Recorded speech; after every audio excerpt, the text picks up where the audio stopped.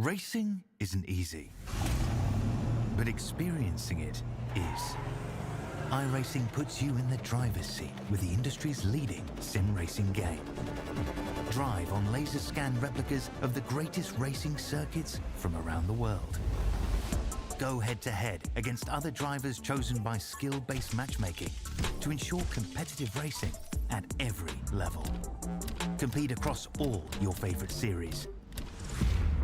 In officially licensed cars, engineered to deliver the most accurate driving experience possible.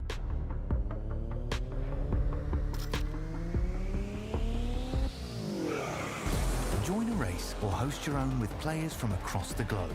Race against the computer or in a league with friends. Feel the thrill behind the wheel. Visit iRacing.com.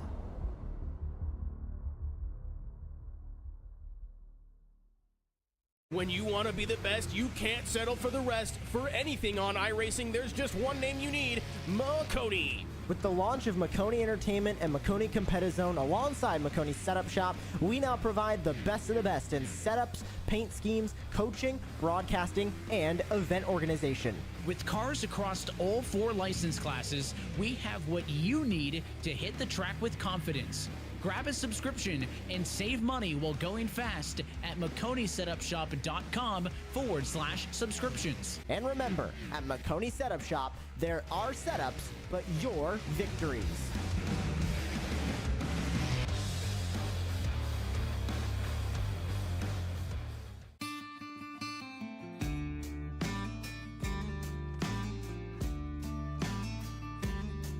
Hello, my name's Aaron Brown from the Garage Shop in Denver, North Carolina.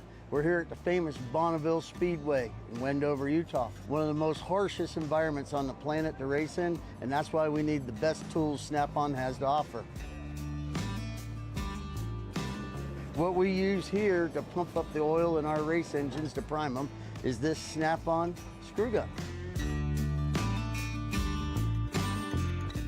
With its variable speed and high torque, this allows us to spin our oil pumps up to 1,500 RPMs, creating 70 pounds oil pressure, which helps us get everything settled in, nice and happy, and turn the hot oil through the engine. Compact, lightweight, and able to fit in really tight spaces. Its 9-position clutch allows us to torque things, nuts, bolts, from 8-inch to 50-inch pounds. Small size and high performance helps us get into many places on a race car where normal tools can't. Under the dash and the engine compartment, we also use this to drill a lot of holes in very tight spots.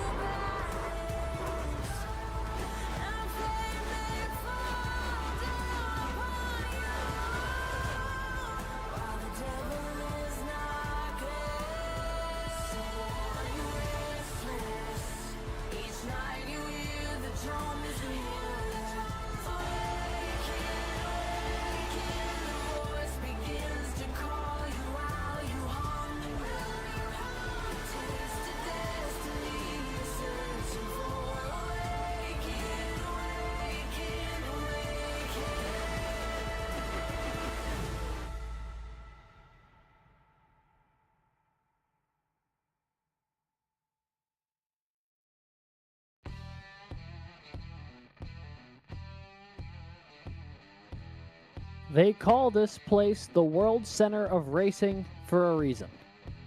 With some of the most iconic races, cars, and moments in motorsports history all happening at these high banks here in southern Florida. They used to race on the beaches here, and then they moved to this colossal speedway, 2.5 miles in length, and memories that'll last drivers a lifetime. If you win here, it's a moment that sticks with you for the rest of your life. Welcome in, everybody, to the virtual Daytona International Speedway for the Daytona 250, presented by Bohm Graphics. I want to welcome you in tonight for the Garage Shop College Cup Series here live on the Collegiate iRacing League channel. I'm Alex Gagnon. Alongside me tonight, Brad Daniels in the booth and Christian Hill producing the show tonight. Brad, another Daytona 250 is upon us. One of the longer races of the year, but one of the ones that will stand out as a marquee victory if you're the one to find yourselves in victory lane tonight. Yeah, it's definitely not for those who, have just got into iRacing. This track, these competitors, everything about Daytona makes you kind of really anxious, and everything is just chaotic all at the same time. I personally, whenever I have to race here at restrictor plates, depending on Daytona or Talladega, it is a lot going on at the same time, and a lot can happen in a moment here. Yeah, it really can, and we'll have a feeling that we'll see that tonight, no doubt about it. Things can so quickly go from one giant pack of cars to just gone in an instant, and all it takes is just one badly timed push, one poorly executed run up to the high side, maybe trying to force your car in between a spot that doesn't exist. And this is an incredibly challenging race, both mentally for it being 250 miles, but also just physically. I mean, super speedway racing is such a unique style of racing that only exists at a couple of tracks anywhere. Here, Talladega, now I guess you can count Atlanta as well, but it's really a limited number of places where you get these kind of reps, and this will be the first time this season that our drivers are taking on this style of racing. Should be a fun one to see. While we've got a second, I want to thank the people who make this series possible each and every week, starting with our friends at the Garage Shop, the race car fabrication company, building some of the most unique cars, trucks, and off-road vehicles around. Their motto of honoring the racers who came before us and putting our competitors behind us resonates with all here in the CIL. You can check out their site at thegarageshop200.com. And thank you again to the Garage Shop for being our season-long partner of the College Cup Series. ECAC Esports, adding great value to its member schools by enhancing the competitive experience for hundreds of students seeking to participate in intercollegiate esports. The McCone Setup Shop, the home for setups, paint schemes, coaching, and more. You can check out McConeSetupShop.com to subscribe today. Whiplash SimCams, the iRacing and esports media group specializing in racing and team graphics, iRacing camera packs, and other broadcasting resources. And of course, tonight's race sponsor, Bohm Graphics. Looking for stunning NASCAR paint schemes for your iRacing career? Bohm Graphics delivers eye-catching, professional-grade designs that'll make your virtual ride stand out from the pack. From meticulously crafted liveries to dynamic animations, our expertise in motorsport design will bring your visions to life. Follow us at Bohm.graphics to see our latest designs and get your custom paint scheme started today. And thank you to Bohm Graphics for being the sponsor of tonight's Daytona 250. Brad, while we've got a second, talk to us a little bit about the behemoth that is Daytona International. I mean, this place is the quintessential when it comes to stock car racing.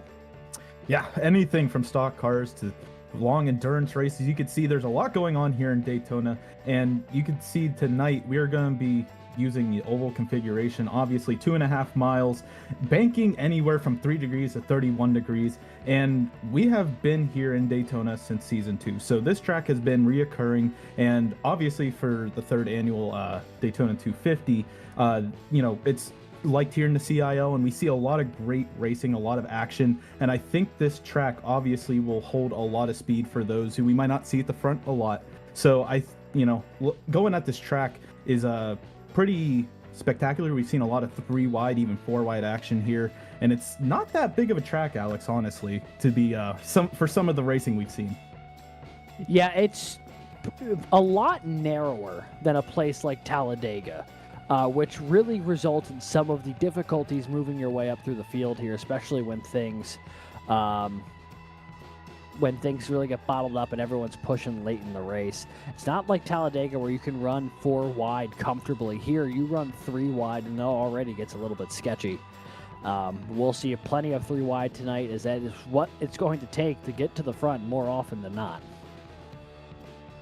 And if you want to get a sense of what a qualifying lap looks like here at Daytona, apologies, we'll jump on board here with the 076 of Matthew Nordberg.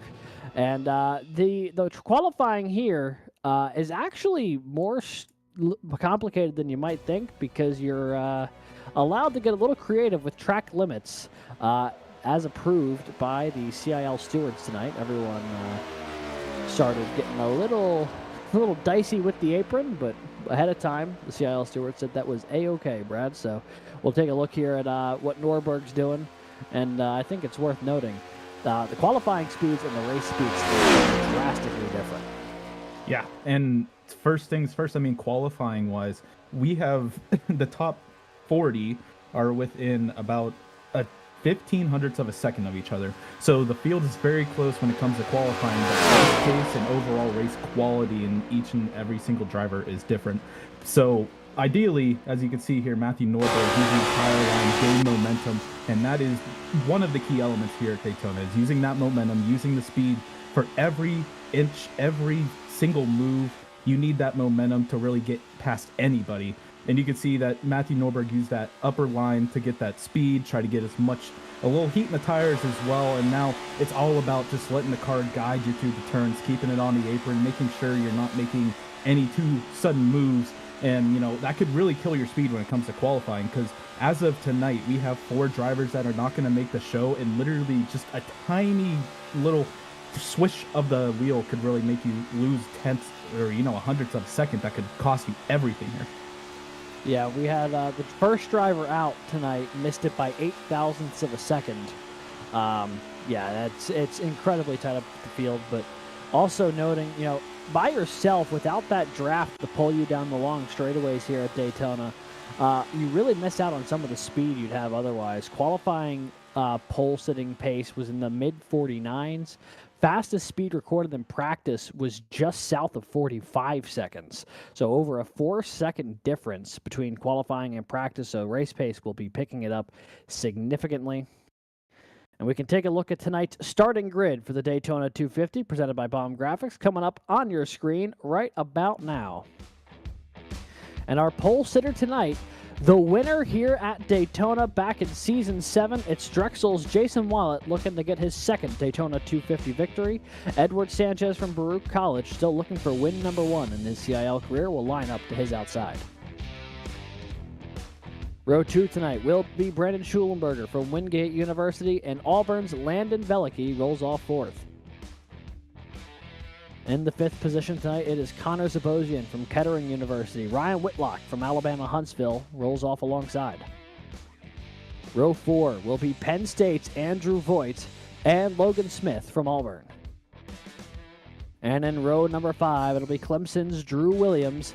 And second place in the points right now, it's St. Clair College's Zach DeWale. Lining up in row 6, we have Nick Stockner from Clemson University, and to his outside, Reese Bayham from Auburn. Jake Cummings from Converse University starts 13th, and Kelton Quick from Ball State starts 14th. And in 15th, we have UNC Charlotte's Alex Finnerty, and to his outside, his teammate Jared Kaler, past winner here at Daytona, starting 16th. In 17th, we have Garrett Vighton, who's been fast this season so far from ASU. And to his outside, someone who seems to be unstoppable these past couple of weeks, Daniel Nanny, trying to make it 4 in a row here at Daytona. And rounding out your top 20, Michael James from Drexel University, and to his outside, R. Muhammad Ali from Ball State. Moving back in the row number 11 here is Lucas Moody from Ball State and Dwayne Young from Kettering. Back in 23rd, it'll be Ben Neller from Ball State and Clinton Halterman from UNC Charlotte. Cade Corbin will roll off 25th tonight for Alabama Huntsville. Matthew Nordberg, who we saw in the qualifying lap, will roll off 26th for NC State. Andrew Burrell rolls off 27th tonight for Clemson. Athena LeClaire alongside in that number 161 for St. Clair College. And in row 15, it'll be ECU's Ricky Paz and Roger Primo from Paul Smith College.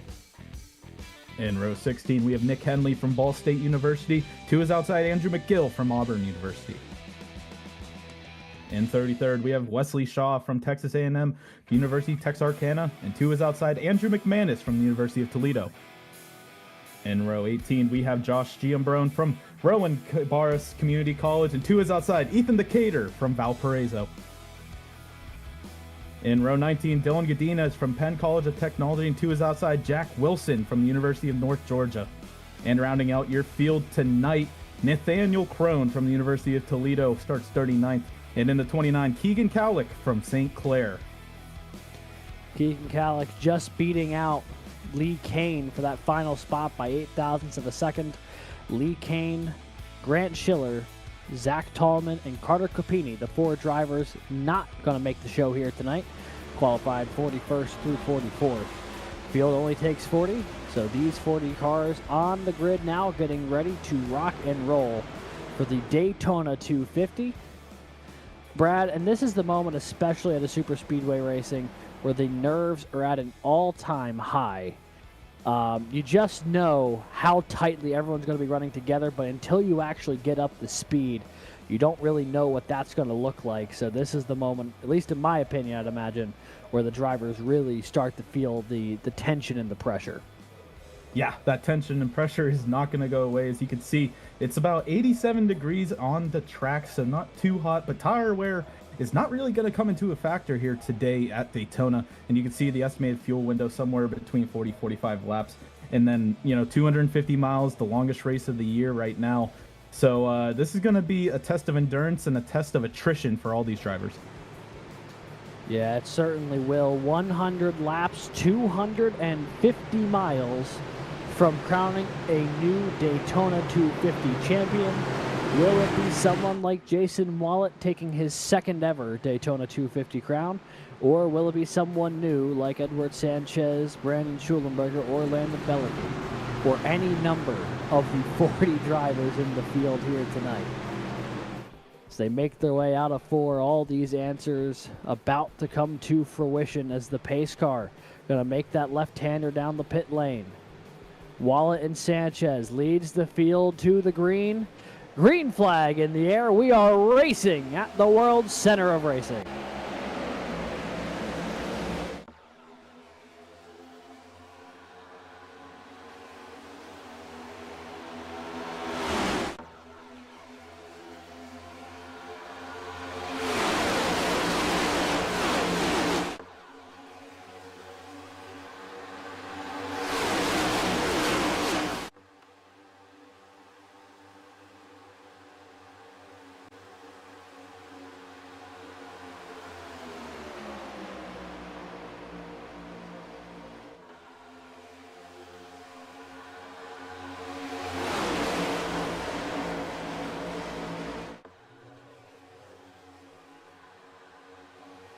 As they make their way around for lap number 1, it's going to be Landon Bellicky who leads the opening lap here tonight for Auburn. Has a podium finish from a couple seasons ago at Talladega. As you see a big drop down to the inside lane, chops the nose off the 26, and is going to hold that momentum to the inside, and the outside lane starts to plummet because of it. Ryan Whitlock now just falling back. There goes Andrew Voigt to the inside, and Whitlock has fallen all the way back now to 8th, trying to find his way to the inside lane, and he will, behind Drew Williams, but very quickly the top 10 getting single filed out. Yeah, I think a lot of drivers are using this little early exchange to try and see where they can fall in line and really just get their bearings, make sure they can, get used to Daytona a little bit before, all the chaotic events happen. So you can see, looks like Connor Zabosian right now stuck on the outside, falling quickly, really has no support on that outside line as it's just a train on the inside line goes past him. And really, he's going to probably fall outside the top 20 before he finds any sort of help or gaps really in that inside line. Yeah, he has just plummeted down, and that's a tough break for the 72. I mean, we're talking about a guy who qualified 5th and has now just completely tumbled outside of the top 15. So he drops in there in front of Garrett Vighton. Currently scoring the 18th position now, so a 13th position drop that lap. Justin getting hung out to dry in the draft. And this is about where things pick up side by side. Everything in front of this is single filed out here early. So everyone immediately getting settled in that inside lane. And Zabozian will lead Viton, Michael James, and a couple others, as everything now starting to get strung out. Everyone's starting to get really settled in here, Brad. And, you know, for the cars deeper in the pack, this is going to be ideal for them trying to stretch the fuel window a little bit. For guys kind of stuck up front, like Landon Veliky and Edward Sanchez, maybe going to be a little bit trickier. Because if this stays single file, at some point you're going to want to try and peel off to save some gas, but there is not going to be any sort of catching it behind them. Yeah, especially Landon Veliky right now. He's just sitting out front. Obviously, just has to keep his foot to the floor on the throttle. So he's going to not really use any sort of, help. Edward Sanchez, you can see, is all up on that back bumper. But, I mean, really, he's going to be leading the charge right now. He's going to be obviously leading a lot of laps here, which, is good for experience. But, I mean, you can see all the way back, it looks like until about 25th or 30th now is down on this lower line. So I think a lot of these drivers want to try and, tick down some of these laps without anyone causing any too big of a chaotic effect. As you can see, just Landon Veliky, Edward Sanchez, Jason Wallet leading the charge. I think I know a lot of, some of the best we see in the CIL take the strategy of hanging out in the back, waiting until, something happens to get that track position back and then slowly make their way up through the field. But, I mean, right now, it seems like everyone in the race is pretty much within the draft. Yeah, just about everybody has got single filed out. We got a little bit of a second lane here formed up. That's about 4 cars. I see that is Ethan Decatur there, the second car, trying to identify who's in front of him. That is the 004 of Andrew McGill, leading this 4-car breakaway that included Decatur as well as Jack Wilson and Keegan Kallick. And, they've moved up a little bit here. They're currently battling for about 28th on track. The 64 now is going to jump up there with them. That's Nick Henley for Ball State. McGill started 32nd, so he's up a few. And the 3 cars behind them all definitely up a few spots from starting in the last couple rows of the field. Yeah, but in the early going, everyone really getting comfortable there on the bottom line. You see just one massive snake of cars all funneling their way through. As now McGill drops to the low side in front of Kallick, leaving the 64 of Henley up there with only a couple cars of support. I don't know the last time I've seen a race here at Daytona, Brad, get so single file so quickly. I've seen it get strung out like this, but never in the opening couple of laps. It feels like everyone immediately said, let's try and get settled in, let's try and get comfortable. And I mean, outside of McGill here, this is really where the action is on track right now, because everything else is single filed out. Yeah, I was going to say the same exact thing, Alex. I don't know if CIL or in real life, really any race I've seen here at Daytona, it really just, funnels out into the single file line. You can see just everyone, keeping it to that bottom line, making sure they stay behind everyone, stay in the draft. You can see a couple gaps open up about half a second throughout the field, but they quickly close up as a lot of drivers have to check up for some of, about 20 cars now in front of them when you get back to these parts. So, these guys might potentially be starting a second pack here, depending on if they can keep on with the draft, which does happen a lot with these 2-wide battles whenever the front runners are throwing single file. So we'll see if they can get back in the draft. It looks like potentially now there is that small second pack that might lose the draft here. So we might lose about 6 or 7 cars. But yeah, Alex, I mean, looking at all these drivers, I think everyone's trying to take it safe. Yeah, you see, just as we're taking a look at that, things starting to get a little fanned out just ahead of this. That was Clinton Halterman in the 007, who got a little squirrely for a second there. Nordberg behind him. Now finds himself in a little bit of an isolated spot behind that group. One of the championship contenders from a season ago has his work cut out for him if he's going to make his way to the front. As we jump on board here, this is Ethan Decatur and Wesley Shaw running nose to tail pretty deep into the field. And we're starting to see some separation here from the tail end of the pack. We're on board here with Decatur. And that is the worst thing that you can see here at Daytona, is the lead draft pack pulling away without you being in it. Yeah, and especially right now, Ethan, he is sitting in the front of the second pack, so he's not saving any fuel either. So he's kind of, losing the both battles. And I think we've seen it in the CIL turn this into a, fuel mileage race. And I really, I don't think as of recently it's happened, but, back in the earlier seasons, fuel mileage did matter. So I think, a lot of these drivers are keeping that in mind that have been around the CIL for a while. But a couple of these guys, I mean, Landon Veliky, Edward Sanchez, have, pretty new to the CIL comparatively speaking to some of these other vets. But, they are still keeping on. And, I don't think Edward Sanchez has unglued himself from the back bumper of Landon Veliky. No, certainly hasn't.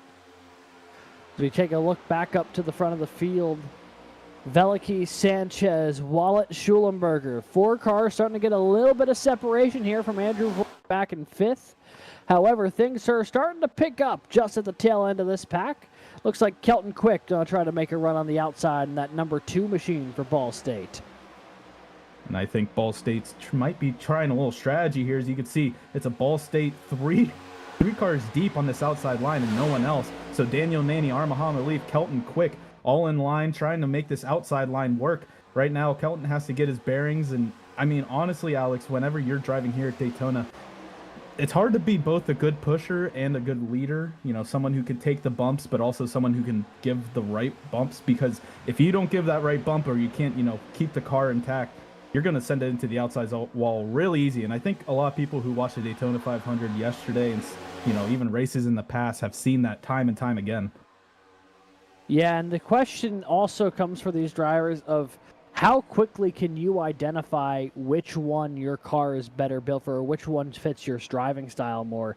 So we take a look here at Daniel Naney, who has just been all over the back bumper of teammate Kelton Quick here as they make their way off 4 again. Jake Cummings now going to jump up in front of him. This second line starting to reform a little bit as everyone has actually moved, I believe, to the high side here now as the preferred lane.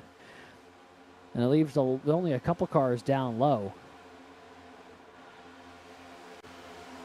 And, Jared Kaler, who has won here in the past, you can see he's kind of on an island right now. It looks like I might be Andrew Voigt trying to find his way into the outside line. So now Jared Kaler's leading the inside line. I believe Garrett Vighton's behind him and some others. But really, there's not too much support once the head of the crowd takes their decision on which lane they want to run.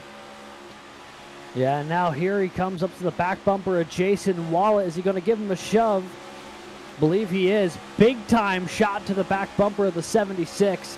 He's going to collect the Drexel machine there, running P10 now. It was a great run through 3 and 4 for Jared Kaler and company, though, making some progress in that inside lane. With Wallet getting shuffled out and a big block up at the front of the field from Veliky, we see this little side-by-side battle and picking up here. Reese Bayham, Jason Wallet. That's the battle for P9 as they make their way down the back straightaway. And you can see both lines are pretty much checking at all times right now. Reese Bayham leading that outside line. They're definitely losing out a little bit. You can see some lap traffic also going to be sucked up into this outside line. A little bit of 3-wide action is going to have to happen, I think, unless somehow Nathaniel Crone, I believe, is going to get caught up in all of this, but he's going to funnel his way back through the field, it looks like. So no calamity there, thankfully, through 15 laps. I mean, Alex, this is a pretty tamed race up until this point. Yeah, you can tell no one has really been trying to force the issue by and large here in the opening 15 laps. They make their way once again through turns 1 and 2. Reese Bayham in the 334 running high there for Auburn. Jared Kaler down low in the 58 is now Wallet and Logan Smith going to jump to the high side. Going to pull Kaler up to the back bumper of Stockner and going to let Logan Smith now lead the outside lane. That's the position battle for spot number 8 on track. Things getting really stacked up here behind the 34. Almost can opener, the 76. He made contact with the back end of Smith's car just as he was getting hit from Bayham. And everyone there able to keep it in one piece. But the pushes here starting to get a little stronger than we saw in the opening couple laps. Yeah, I honestly forgot can opener was a term for that, Alex. I was going to say, Wallet's in a position that I always get afraid of, being that second car in line, getting a push from the third car in line, but also, right now, Logan Smith not having, obviously, the energy he wants coming out of some of these turns. And right now, I mean, Wallet's doing a great job controlling the car and supplying support. As you can see, a huge run going into 3. Yeah, big time run here. Carries that group up further ahead. It's going to get Logan Smith all the way up to Ryan Whitlock. That's the battle for P5. Auburn now with 2 cars running inside the top 5. Landon Bellicke has led this race from the drop of the green flag. Logan Smith trying to work his way up there. He's got teammate Reese Bayham just behind him as well. 3 Auburn Tigers inside the top 10. That is definitely what they want to see here in the early going, trying to get teammates together and getting them together early. You got the Ball State duo of Kelton Quick and Daniel Nanny just behind them as well. So, like cars starting to find each other out there on track, a couple of Orange Wheel Racing cars also finding each other on the inside lane in Stockner and DeWale, as they'll get around the lap traffic there of Dylan Godinez, and everyone cycles on through. All right. As we make our way on to lap 18, it is Landon Bellicke who continues to lead over Edward Sanchez and Brandon Schulenberger. Drew Williams, Ryan Whitlock, your top 5. Producer Christian, I would ask for a request here to jump on board with somebody like Jake Cummings, who's kind of just to show the viewers at home what these drivers are seeing while they're sitting in the cars. You know, it's going to be a little tough to see ahead of you, obviously, with the 58 from UNC Charlotte. We're changing views here, but now you can see it gets a little hard to see throughout some of these parts of the track. And I mean, right now, Alex, I mean, looking like that, you see a lot of cars in your rear view, a lot of cars in front of you. Obviously, he's got either a human spotter or a robot spotter telling him car to the outside. So Jake has to, you know, keep his cool and try everything he can to, you know, not check up too hard to not get thrown by Garrett Vighton behind him. And this is the dangers of super speedway racing.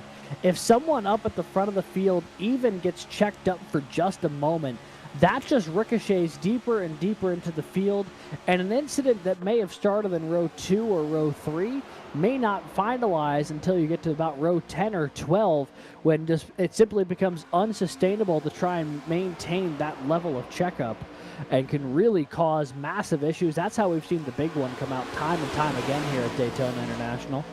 And that may be the opportunity that some of the drivers in the back will need, because there is a large group of folks who have lost the draft at this point. We were highlighting them a little bit earlier with Ethan Decatur on back. They are just continuing to fall away here. You see now Wesley Shaw leading this little group.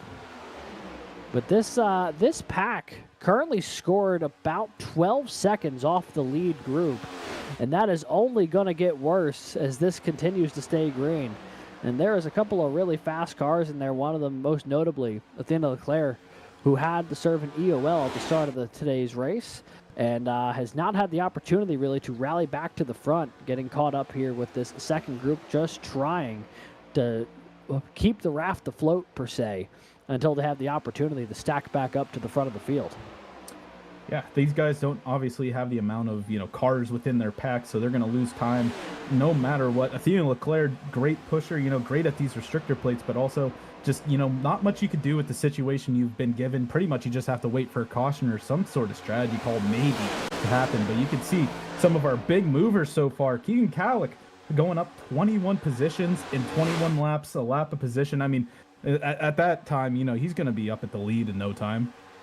Yeah, I mean, if he keeps that rate going, he's had a phenomenal job so far, up now 24. He's that last car on the outside lane, rolled off in the final spot today, barely made the show by 8 thousandths of a second, and has just been making the right moves here early, and has worked his way all the way up to 16th from rolling off 40th on the grid. It's been a phenomenal drive so far for the 29 of Keegan Kallick. Trying to keep that going here and just keep making safe, smart moves to work your way through the field. We've seen a couple drivers do it to good effect, making big moves. He's obviously the one most notably. They're up 23. Josh Jambrone up 9. Dwayne Young up 8. Roger Primo up 7 as well. Drew Williams, the highest moving alumni driver to this point, he's up 5. And usually, I mean, in Keegan's, you know, in Keegan's defense, usually whenever you start last on the grid, you're going to get a couple cautions that will get you those positions. But he's been able to keep his nose down and, you know, organically get these positions. So that's going to be great for him. Currently, you know, obviously right now, you know, it's too wide, the last car in the pack, so he doesn't have to worry about anyone behind him. He's kind of keeping it cool. This is like the preferred position, I mean, in my opinion. trying to, keep your cool. As I say that, I believe that's Jared Kaler pulling up in front. It looks like a potential 3 wide here between Keegan Calick, Daniel Nanny, and it looks like the 91 of Andrew Voigt. Things getting a little dicey in the mid-pack here. Big block from Zabosian. Now things 3 wide into turn 3. Voigt's up into the wall. He's got Halterman below him. Things are getting racy here at Daytona. 3 wide off of turn 4. That is Vighton down low. Halterman through the middle. Voigt up high. And they are 3 by 3 in this little block of cars here. Now you see Cummings with a big lunge up to the high side in front of the 91. He's trying to make some positions up here. That's in the battle for 16th. And right now, Josh Giabrone got lost on that outside line, is going to have to give up a couple positions. And now that outside line that had a good bit of cars in it is now, it looks like, down to about 4 cars. Jason Wall, Logan Smith, looks like Reese Bayhem, and Keegan Calick, the guy we've been talking about for the past couple of minutes now. He's trying to make his way up to the front. And, Alex, if he gets a couple cars behind him, he might be able to crack that top 10. Yeah, or if a couple cars from the inside decide to try to make their way up and lead that lane, they could also pull that whole group forward. As you see here, it looks like Voigt's going to try to get onto the tail end of this if he gets a run through 1 and 2. That line, of course, being led by Logan Smith, currently scored 7th on track. He's been battling just outside the top 5 for the better part of the last 10 laps or so to moderate success. He got as far up as about 3rd earlier on, falling back a little bit, but look how tightly knit that outside lane is, even with only the 4 cars. A great run down the back straightaway with how tight that draft was, with Wallet and Bayham behind him. Pushes Logan Smith up into 5th here, battling with Ryan Whitlock. And, this outside lane definitely can work. Obviously, with this many cars on the inside lane, there's going to be a lot of checkups, and those checkups are just going to be more and more severe with more and more cars. But these guys are up to the front, up to the front of this inside line, really, almost about to be about 6 cars back from the lead of this inside line. So these guys are slowly but surely making their way up, making the outside lane work. And I know sometimes side drafting helps here at, super speedways, but these guys are definitely making it work on this outside lane. As you can see, Logan Smith on the outside of Nick Stockner going into 3. Jason Wallet doing a great job on giving that push into the turn and getting out of it once the turn begins. Making sure Logan Smith doesn't get a little squirrely coming in and out of these corners. As you can see, Ethan Decatur is now getting swallowed up by this group. And now things getting really tight there for a second. Everyone gets through on by. Decatur going to fall deeper back through the field. Boy, that almost got a little dicey there going through the tri-oval. People are starting to run out of space. One thing that you mentioned there, Jack, I think is definitely highlighted, is how stout the 76 has been pushing the 34 there on that outside lane. We've had a couple of cars who in the early going here look like they might be some of the better pushing cars in the field. The 76 being one of them. The 26 of Edward Sanchez has just been glued to the back bumper of the 62 of Landon Bellicke anytime they've been on a straightaway. You see there, once again, the Brook College car up in front, just pushing Landon Bellicke to the front. For this being a super speedway race and the potential of a lot of different leaders always ever present, we've only had one official lap leader so far, and that is Landon Bellicke, who has led since the drop of the green flag here today. Rolled off in the 4th position, took over the lead on the back stretch of the opening lap, and just hasn't looked back. It's been a pretty solid start here for Landon Bellicke, but also one thing that he has to probably be a little concerned about is the fact that he is definitely burning more fuel than just about any other car in the field. Yeah, and props to Bellicke. He's been receiving the bumps from Edward. Edward, we've seen him have great finishes. Remember Atlanta race last season, he almost stole it from Jared Kaler last season. So, Sanchez definitely knows how to get it done at some of these restrictor plates, and he is obviously showing it as keeping Landon Bellicke out in front and just gluing himself to the back bumper, releasing it going into the turns. And, really Auburn today has done a great job on keeping in the top 10. Still, Reese Bayham, Logan Smith, and Landon Bellicke all staying around the top 10 the entire time, so props to Auburn. But right now, these two at the front, the 26-62 combo is doing wonders. Yeah, a little, what is that, a palindrome when it reads forward the same front Yeah. to back or whatever? Yeah, a little bit of palindrome action here up at the front. They're doing a mighty fine job. Brandon Schulenberger is more than content to hang around third. We're on board here with Edward Sanchez, driver of the number 26 car. And he looks pretty about as calm as you can be here at the super speedway right now. He looks dialed in, but he does not look the least bit bothered by the situation he currently finds himself in. We'll take a look here at the speed they get going down this back straightaway. I'd imagine it's going to be pretty close to 200. See, he takes his hands off the wheel for a moment. That's how in control he is of the 26 machine right now. He doesn't need hands. Yeah, I mean, you don't really want to move around too much whenever you're the pusher. You don't want to be hitting the left to right corner panel of these drivers in front of you. So obviously Edward Sanchez doing a great job. And also, I mean, in his position, I mean, he's been glued to the back bumper, but the temperature of the engine has to be relatively above normal, but he's doing a great job on moderating that as well. As you can see behind him, just a swarm of cars. And I think Brandon Schulenberger has been also pretty much glued to the backside of Edward Sanchez this entire race. So these three, along with Drew Williams and Ryan Whitlock, have all been pretty much staying in control of this, top five. Yeah, it is worth noting. You make a very interesting point there, Brad, about engine temps, especially if you are the pushing car in second.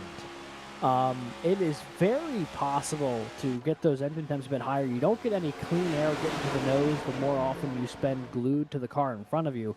But there sometimes also isn't that opportunity to, flash out, get some fresh air and come back, especially if you're in like Jason Wallett's case here, because you don't have that luxury of trying to poke out in the corner with cars alongside you, cars directly behind you. Sanchez has been able to get a little bit of it through the corners. He's been running a slightly different line than the 62, which I think has been helping. But if you're in the outside lanes case, could be a bit of a more difficult predicament.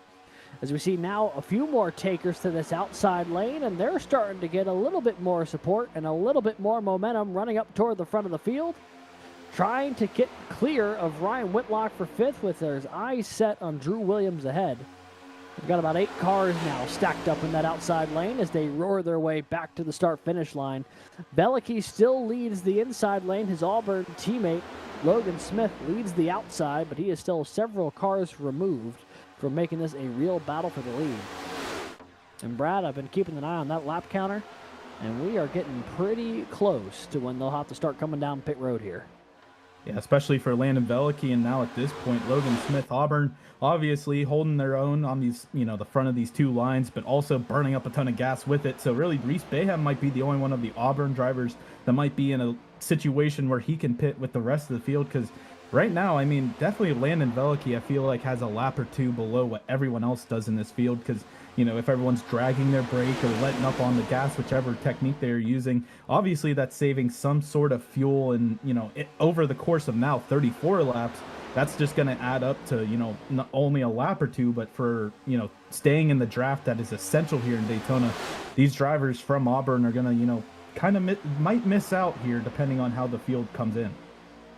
Yeah, and that's the other thing is not only is running on the racetrack draft dependent, but running down pit lane also is draft dependent for when you get off of pit lane and have to get back up to speed.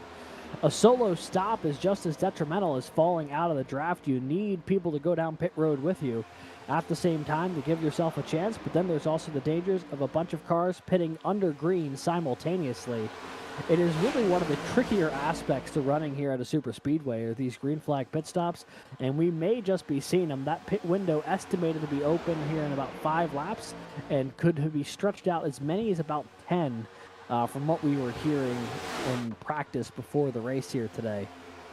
So this battle here, Logan Smith, Nick Stockner, a little bit of side drafting action from the 34, trying to keep that inside line in check. And it sounds like cars over the radio trying to get a little more coordinated on when they're planning on coming down pit lane. That inside lane getting stacked up a little bit going through 3 and 4, and that could open the opportunity here for the outside lane to make a little bit of forward progress. Now side drafting for 4th. And you can see now the outside lane has that momentum, especially with about 9 cars deep in this outside lane. So you can see now trying to get himself into a podium position. Brian on board with Auburn's Logan Smith, as he's now going to go to the outside of Brandon Schollenberger from Wingate. His first time, I think, that somebody's really been to the outside of the 7 Wingate machine. But, Brandon Schollenberger in this inside line has proven defiant pretty much this entire race. So, Logan Smith is going to get passed up a little bit by Drew Williams, and they're going to try and use everything they can to try and take as many positions before this potential green flag pit stop. And Alex, that's going to pose a lot of worries for maybe some of these drivers that might not be as comfortable with green flag pit stops here at Daytona, because we've seen it in the CIL, the pros, and up to NASCAR Cup Series, where people can't control their cars. Sometimes they lock the brakes, and a lot of stuff happens under green flag pit stops. Yeah, I can't help but think of the Xfinity race from a couple nights ago, and Chris Wright torpedoing into pit lane at, I believe, close to 140 miles an hour. It's a miracle that didn't end any worse for Josh Bilicki than it did at the time. But it goes to highlight even drivers toward the top series have trouble getting those cars slowed down, getting on pit road. And the CIL, not historically known for its green flag pit stops, although we've had a couple of them this season already. But at tracks where you don't typically have to worry about getting on and off at rapid fire pace with everyone else coming down at the same time, normally you have a little bit of more luxury to pick and choose. Not going to be the case here today as they make their way onto lap 38. This outside lane has been creeping and crawling its way closer and closer to the lead. Now it is established alongside P4 there with Drew Williams, and it is searching for any little bit of extra speed that it can get. Curious to see if anyone from this lead group tries to jump out or not. Doesn't seem like it, but the other question mark, if we've been talking about pit stops, Brad, if you're in that outside lane, at some point you're going to have to find your way back down to the inside lane if you want any hopes of even making it to pit road. Yeah, it's going to be a challenge. It's going to take a lot of coordination from potential teammates here. Landon Velicki, obviously, with Logan Smith, Reese Bayham probably communicating on what they're trying to do, what laps they're going to plan to come in, because those two line leaders are going to be a little behind the curve compared to the rest of this field. I believe there's about 28 cars or so in this this front pack. So 28 cars potentially trying to figure out who wants to go where, when do we want to pit and try to avoid each other while we're coming down pit road, because we've seen it before. I believe season 3 we had some green flag action in the race, and it ended up making the finish just wild with unexpected twists and turns. So obviously through almost 40 laps now, these guys I think are trying to find themselves, figure out when to pit. Here as we go. say that. Two takers, Edward Sanchez, Landon Velicki coming down pit road. Nobody went with the leaders, which is going to put Brandon Schollenberger up front. I got to imagine this call came in with the 62 of Landon Velicki leading every lap of this race, simply was not going to have the fuel to extend that window any further. And you have to think also for these two drivers, do they take tires? As you can see, both of them do take tires. It's obviously, with these restrictor plate racetracks, the tire wear is not as crazy as some of these other tracks we go to. As you can see, they're taking all 4, getting that fuel in there and trying to make it to the, potentially 80 laps to go, or 80 laps into this race. You see a big group coming in the pit road now. Yeah, big group there making their way down pit road. And here comes a whole bunch more. Big wreck. People spin it out into the infield. That is Jason Wallet. More cars hitting the inside retaining wall. And that is going to bring out our first caution of the night, just as we were getting in the green flag pit stops. And boy, is that going to be brutal timing for the two cars who, or actually, no, they hadn't even got back to lapping yet. So that actually might work out for Velicki and for Sanchez. But for some of these cars who were coming down pit road, could be a brutal turn of events. Yeah. So it looks like Jason, some of the big, some of the drivers that got affected by this wreck. Keegan Kallick, one of the big movers, if not the biggest mover of today so far, involved. Jason Wallet also involved. We're going to take a second to look back at that replay and see what happened. It looks like potentially, I think Jason Wallet was on that outside line with Keegan Kallick. And, drivers are trying to come in, and Jason Wallet, I think, was trying to come in as well, but obviously no one on that inside line was, and that just sends him around. Keegan Kallick gives him a little bit of a spin, and I believe Andrew McManus sends him around, and that just starts the calamity. Yeah, so you see the 76 loses it here. The 29 gets loose trying to avoid. Got up on the racetrack, lost it. The car bottomed out, and he shoots back up the track. Heavy contact there with one of the UNC Charlotte cars. I believe that's Clint Halterman. And then Michael James also collected in it. Big time damage for the 29 of Keegan Kallick, who was having such a great run. Had gotten inside the top 15 from 40th here in this opening run. We're going to ride on board here with the St. Clair machine. And you can see, I think both of them are trying to get to the inside. And yeah, just the tiniest bop just sent Jason Wallet around into Andrew McManus. And Keegan Kallick, as we said, his apron is slippery and he's just trying to save the car at this point. And he just sends it up the track. And it just Michael James, Clint Halterman, nowhere to go. Unfortunate for all those cars involved. And, you know, Alex, obviously, with a couple of these drivers coming down pit road early before this and being on pit road, this is going to throw a wrench into our, you know, standings. Yeah. Yeah, on board here with the 007 of Clint Halterman, who does a good job to avoid the initial checkup, although he gets into, I believe, Cade Corbin. And then the ricochet there collects him going back up into the start-finish line. Somebody went flying through pit lane to take evasive maneuvers. We'll have to try and figure out who that was. We'll see if we can find it. But in the interim, pit stops underway here on pit road. A lot of cars getting fuel, change of tires. It's going to cycle a lot of cars through who had not come down pit road yet. Just about everybody on pit lane right now. Getting service done, trying to top off, get that little bit of extra fuel to try and run this thing a little bit further if they need to.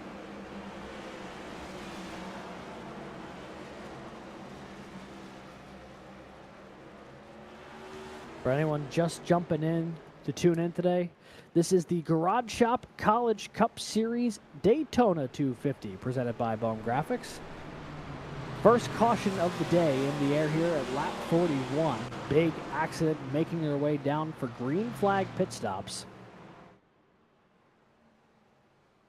And when this all sorts through, I believe it's going to put Landon Velicki and Edward Sanchez back at the front of this field, just as they had been before the pit cycle, so well timed for them. That is a big break, I believe, for the 62 and the 26. They were not going to have a whole lot of drafting speed when they were the only two cars who came down pit road the first time.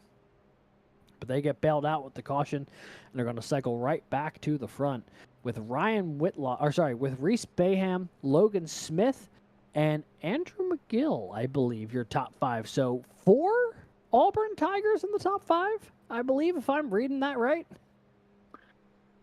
I believe. I'm going to check your math Unless anyone else is coming down pit road here, it does seem that Auburn has 4 cars in the top 5. A phenomenal change of circumstance here through pit strategy to get that entire group all buttoned up. And I mean, so far today, they've done a great job at controlling the lanes and also controlling the cars from some of the bumps. But right now, I mean, it's going to be Landon Velicki, Edward Sanchez, 1-2. Those guys obviously have been 1-2 all day, but now starting in different lines, potentially breaking up that little tandem. But now Reese Bayham might be able to push his teammate in Landon Velicki and, you know, maybe potentially some team orders with Logan Smith as well. We'll see how it plays out. And Andrew McGill. I mean, these guys really can, you know, approach this restart with everything they got. It's going to be fascinating what happens here for Edward Sanchez. He was so good pushing the 62 in the early going that you got to imagine that built up some goodwill. However, any other car in the vicinity of Landon Velicki right now is a teammate who would probably get preferential treatment if Velicki had the option to choose who his pusher was. And that does put the 26 in a bit of a weird spot. The only other non-Auburn affiliated cars in the general zip code would be Brandon Schulenberger in 6th, Whitlock in 7th, and the 100 of Drew Williams in 8th, as they're going to add one more lap here to the caution as the field's still trying to get themselves sorted out. But, Brad, I mean, I don't think I've ever seen anything like this, but if you were Edward Sanchez right now, what are you thinking? What's the game plan right now? I mean, if I was Edward right now, I think he's obviously in a tricky spot. You kind of narrated it all to the effect that, I think he's in a bad situation to begin with. Potentially, he might be able to jump into the inside line depending on how Reese Bayhem starts up along with Andrew McGill. And, if anything, he has a good friend in Brandon Schollenberger, 2 cars behind. So even if Auburn all takes that, takes the first 4 cars in line on that inside line, I mean, Brandon Schollenberger has been on the back bumper of Edward Sanchez this whole race. So those two definitely not strangers in this situation. So I think Edward Sanchez could be in worse, but definitely I think Auburn right now doing, a great job up until this halfway point. Yeah, they've done a phenomenal job getting themselves at least in position to get to this moment in time. Now the question mark is just going to be, how do they try to capitalize on it?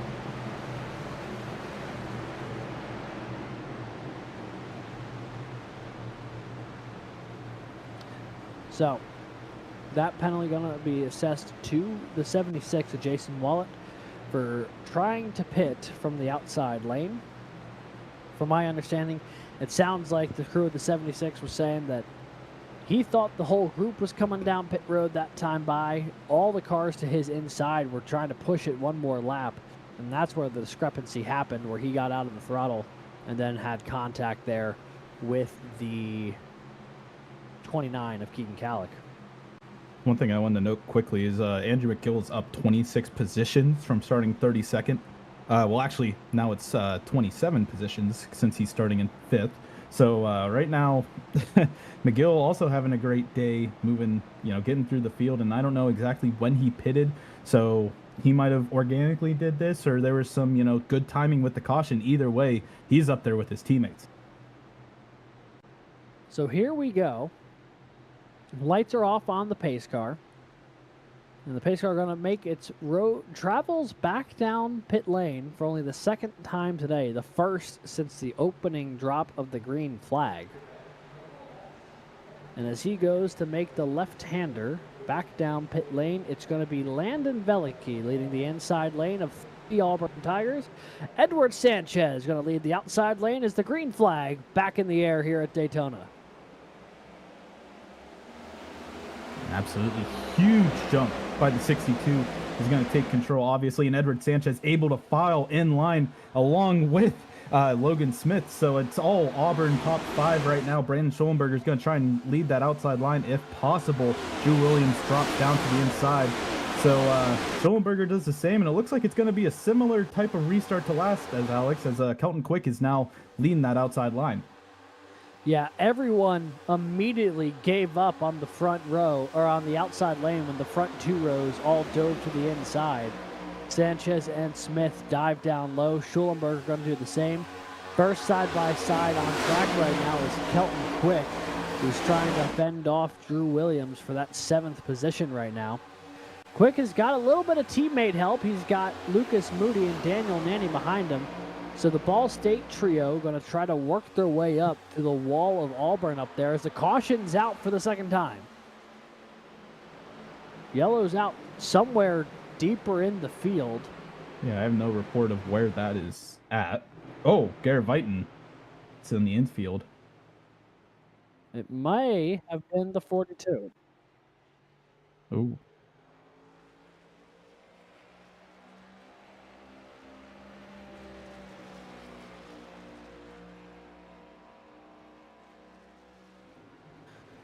Taking Let's a look see back. if we can. Yeah. You can see starting behind Norberg here from NC State, and along with Jason Wallet. So this is towards the tail end of the field. You can kind of see the, this is obviously when the restart occurs. So as you get further back, obviously a lot more checkups are going to happen. So a lot more moves are going to happen. A lot more calamity will ensue, obviously, with the mid pack.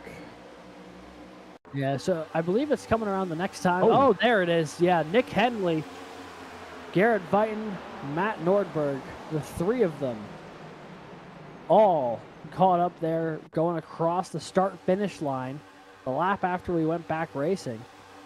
And it looks like there may have been a stack up here. Nathaniel Crone gets really backed up and pushes Henley back into Vighton, who just caught him at a weird spot. And all two of them, plus Nordberg, wash up into the outside wall here. Big contact for the 64 and the 076. Garrett Vighton, I think, got probably the best end of that, even though he had a head-on collision with that outside wall.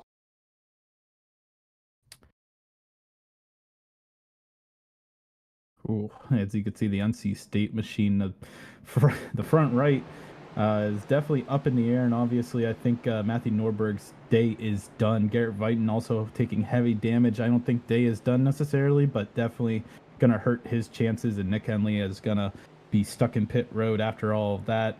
A 3-car collision here on lap 47, and Alex, it looks like a lot of people are trying to fake their way on the pit road, and it looks like might have a taker in Jake Cummings, but that's about it. Yeah, not many takers. At this point, this yellow, without some significant help, would still be too early to make it to the end of this race. If the fuel window is estimated to be about 40 to 45 laps, and 45 is if you're really stretching it, the 50 laps to go would simply be too much unless a lot of this gets run at yellow conditions, which always a possibility at Daytona, I suppose, but doesn't seem like too many people gambling on that fact just yet. And as you can see, I mean, the top 5 did not change at all from that restart. As you can see, the 42 was deemed with the penalty and that on that caution.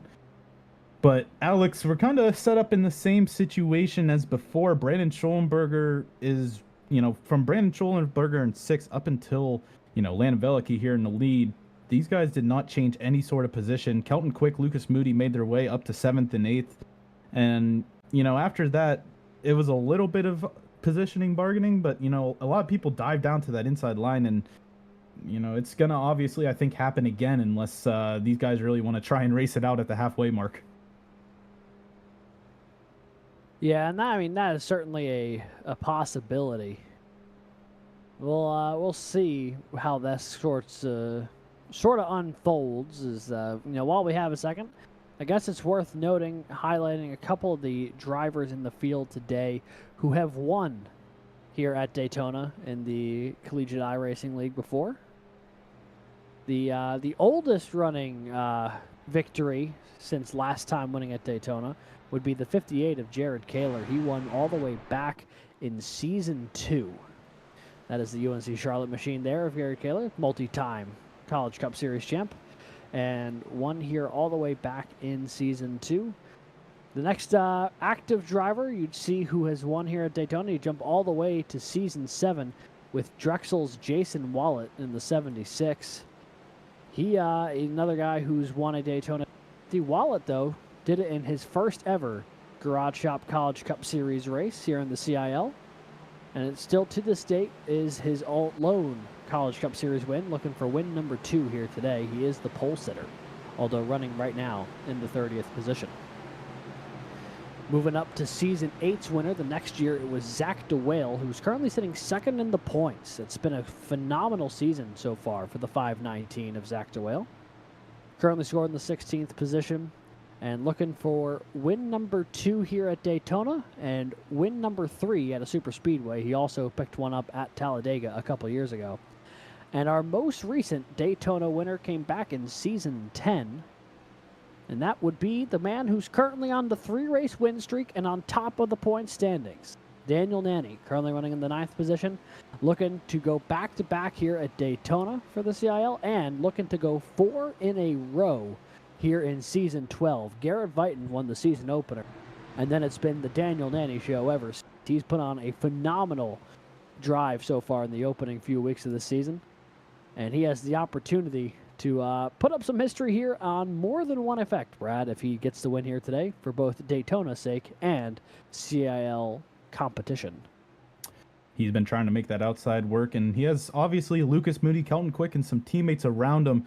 But right now, it's been the Auburn show up front, and talking about up front, it looks like we're about to get ready going again. We have Landon Veliky, Edward Sanchez on your front row, and behind him, Reese Bayhem, Logan Smith, Andrew McGill, and Brandon Schollenberger wrapping up your top 3 rows. Pace car sending it back down pit lane. Barney has a green flag in hand, and we are back underway here in Daytona.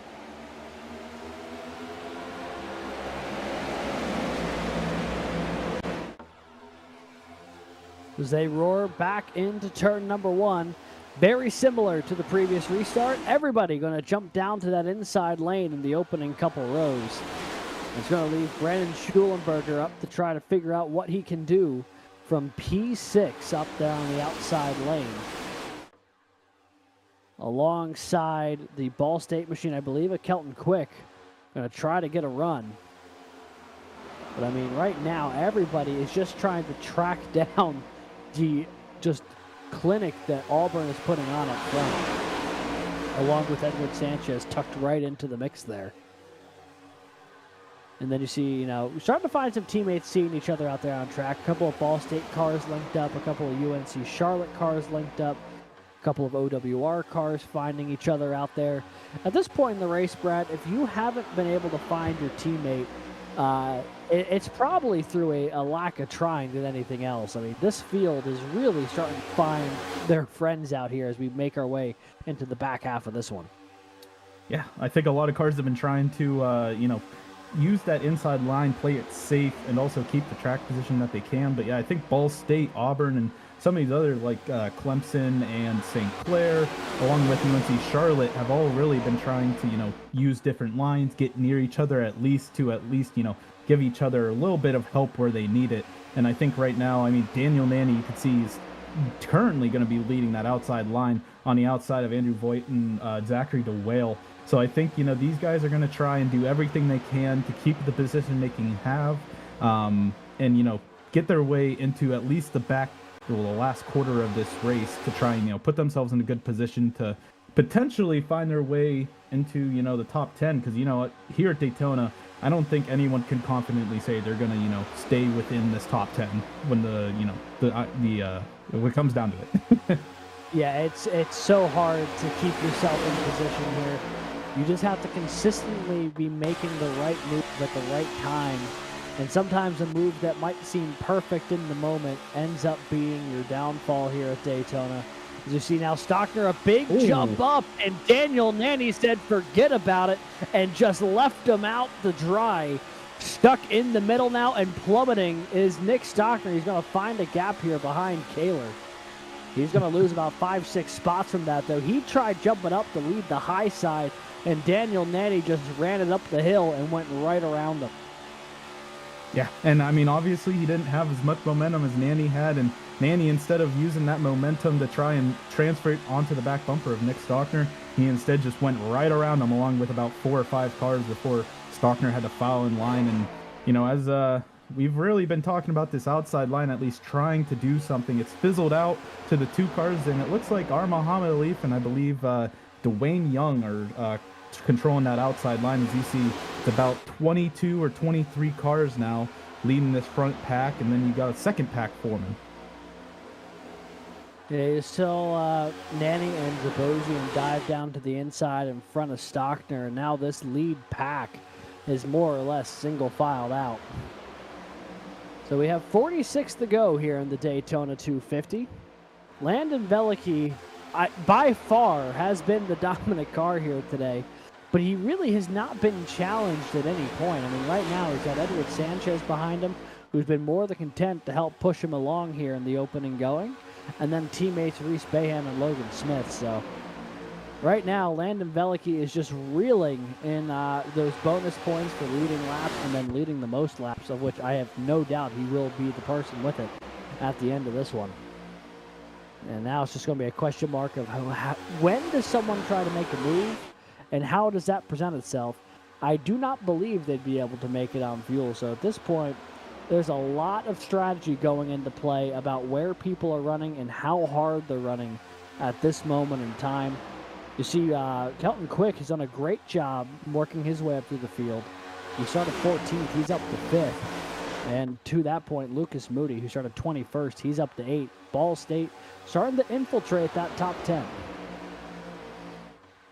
And I mean, it seems like every race this season, we've seen Ball State at least 3 cars in the top 10. And right now, obviously, they've been a little strung out. They haven't been able to get that momentum to use the outside lane. They've been trying to use it as a team, and it just doesn't work out in their favor. And I think Kelton Quick right now has used it to the best of his abilities, currently sitting 5th behind 3 Auburn machines and the Brute College of Edward Sanchez. So, I mean, these guys are, going to try and do what they can. But right now, it looks like we potentially could be keeping it cool, keeping it confined to a single file race. And you see, it just looks like each lap, just more and more cars start stringing out at the back of this pack. Yeah, right now, this lead line up front runs all the way from Landon Belicky to about Muhammad Alif there, running in the 18th position. And then you got about a half-second gap back to Josh Jambrone just behind him. You got one car really going to try to make that high side work. That actually may have been Alif. Not going to work, though. No one went with him.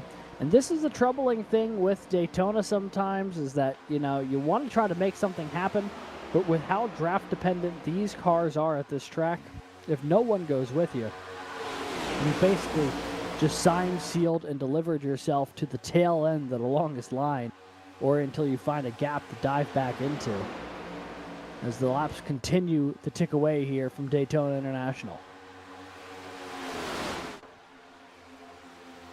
And I mean, as you can see, that a lot of these guys like Lucas Moody, Ryan Whitlock, Brandon Schulberger, these guys that are in the middle of this line of just, all these next-gen cars just stuck in this lower line right now. These guys are obviously saving a little bit more fuel than some of these front runners as we ride on board with Ball State's Lucas Moody.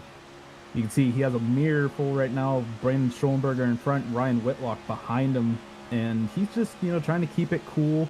And, as these laps tick down, like you've said, Alex, people are going to get a little more impatient.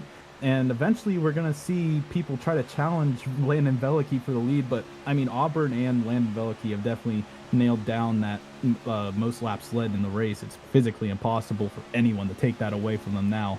And it's kind of insane to see that really this top, Edward Sanchez and Landon Belicky have not really moved this entire race. Yeah, I mean, they've just kept themselves firmly planted at the front of the field, and no one has really been able to charge to get to them. As we are on board here with Lucas Moody, hitting nearly 200 miles an hour as they make their way into turn 3. Trying to get up to the back bumper of Brandon Schulenberger as he starts to pull away just a little bit from Ryan Whitlock behind him, but that draft's going to pull him right back in, I think, here on the front straightaway. The sun's starting to get lower and lower in the sky, but it will not get low enough for it to be a factor, I don't believe, when this one is said and done, outside of maybe some shadows here in 1 and 2. As it looks like the 13 had to get out of the throttle a little bit there in 1 and 2, or maybe the 7. Somebody got checked up, really kind of threw off the pacing of the lap, but does not open the door for anyone to try to make the move. And it is a very clear distinction now who is in this lead group and who is not. It goes all the way back to Andrew McManus in 22nd. And then there are several cars who are off that lead group, including, but not limited to, Wesley Shaw, Garrett Vighton, Michael James, and Andrew McGill. And you kind of saw when we were riding on board with Lucas Moody that, the rev, the RPMs that was shown on the graphic, he was anywhere from the lower 8,000s to the higher end of the 8,000s. And if you ride on, producer Christian, if we could get the same graphic for Landon Belicky, you can kind of see what the difference is between, riding in the mid pack of this line and, leading this whole thing. As you can see, Belicky consistently hitting that 8,700 mark going down the backstretch and not really dipping too far down past 8,400, getting to 8,200 now, but it's quickly going to regain all of that as he's going to get pushed by Edward Sanchez. So you can see those little bit, the little bit of RPM difference is going to make a huge difference if this comes down to mileage or fuel mileage here in the closing laps. Yeah, it definitely could play a factor. I mean, this is something that we saw with Landon Bellicky and Edward Sanchez in the opening stint of this race, where he had to come down pit road a lap earlier than the rest of the field because he had just been burning through stuff that much faster. Because if you're consistently running, you know, a mile and a half of this 2.5-mile track at about 500 RPM higher lap after lap, that is just going to continue to take away fuel that you cannot afford to be burning when it comes down to a fuel mileage situation. The thing working in Bellicky's favor right now is I don't believe anyone can make it on fuel. But if there was, you know, a timely caution depending for some of the drivers who may be deeper in the field who can really kind of half throttle it in parts, that could really be an interesting predicament the 62 would find himself in, because he for sure needs to come down pit road. But an extra caution may be able to stretch some of those cars deeper in the field. But that is, if you're somewhere like stuck in the back half of this group right now, like if you're, you know, Andrew Voigt, Zach DeWale, Jared Kaler, Daniel Nanny, that's not something you can bank on. This is just, you know, something that you're just going to have to just wait and see how it unfolds. Or you can be the one to force the issue, but then you need to make sure you got some friends to help you out. Yeah, you never really want to be that guy that sends it to the outside without anyone else really knowing you're going to do it, and then you just lose 10, you know, like go back at least 10 positions because of it. It's happened before, obviously, to some of the drivers. I've been through it. You know, it's always just hard to, you know, try and make that move and hope somebody is going to, you know, help you along the way. As you see the 007 Clint Halterman on the outside line there is losing a lap to the field, and you can just see the absolute, you know, speed difference between this group and Clint Halterman all by himself. Yeah, and I mean that's when it gets really tough as a driver. If you're in Clint Halterman's spot, you now go a lap down. At least in your case, if you're Clint, you still are the free pass car for the moment. But I mean, you're not racing against anybody. You're just logging laps, hoping that something breaks your way if you're the 007 at this point. That is a very lonely feeling as a driver. But as they make their way back down the back straightaway, it is Velicky, Sanchez, Bayham, Smith, and Quick, your top 5. This lead pack remains to be about 22 cars, all within... And no one has decided to jump out to the outside lane just yet, although there is chatter on the radios about drivers trying to figure out when that's going to be. Most notably, I'm hearing word from the 30 of Daniel Nanny. He has been trying to figure out when is it going to be go time here for those cars in the back half of this lead draft. And he's got some really fast cars around. I mean, the 2 cars in front of him, Zach DeWale, Jared Kaler, you know, runners up to championships past and champions past. So, you know, not to mention Daniel Nanny, you know, the hottest guy in the series right now is 3 straight wins the past 3 weeks. There are some really fast cars stuck in the field here. It's just a matter of when do you decide to pull the trigger, jump to the outside, and make something happen.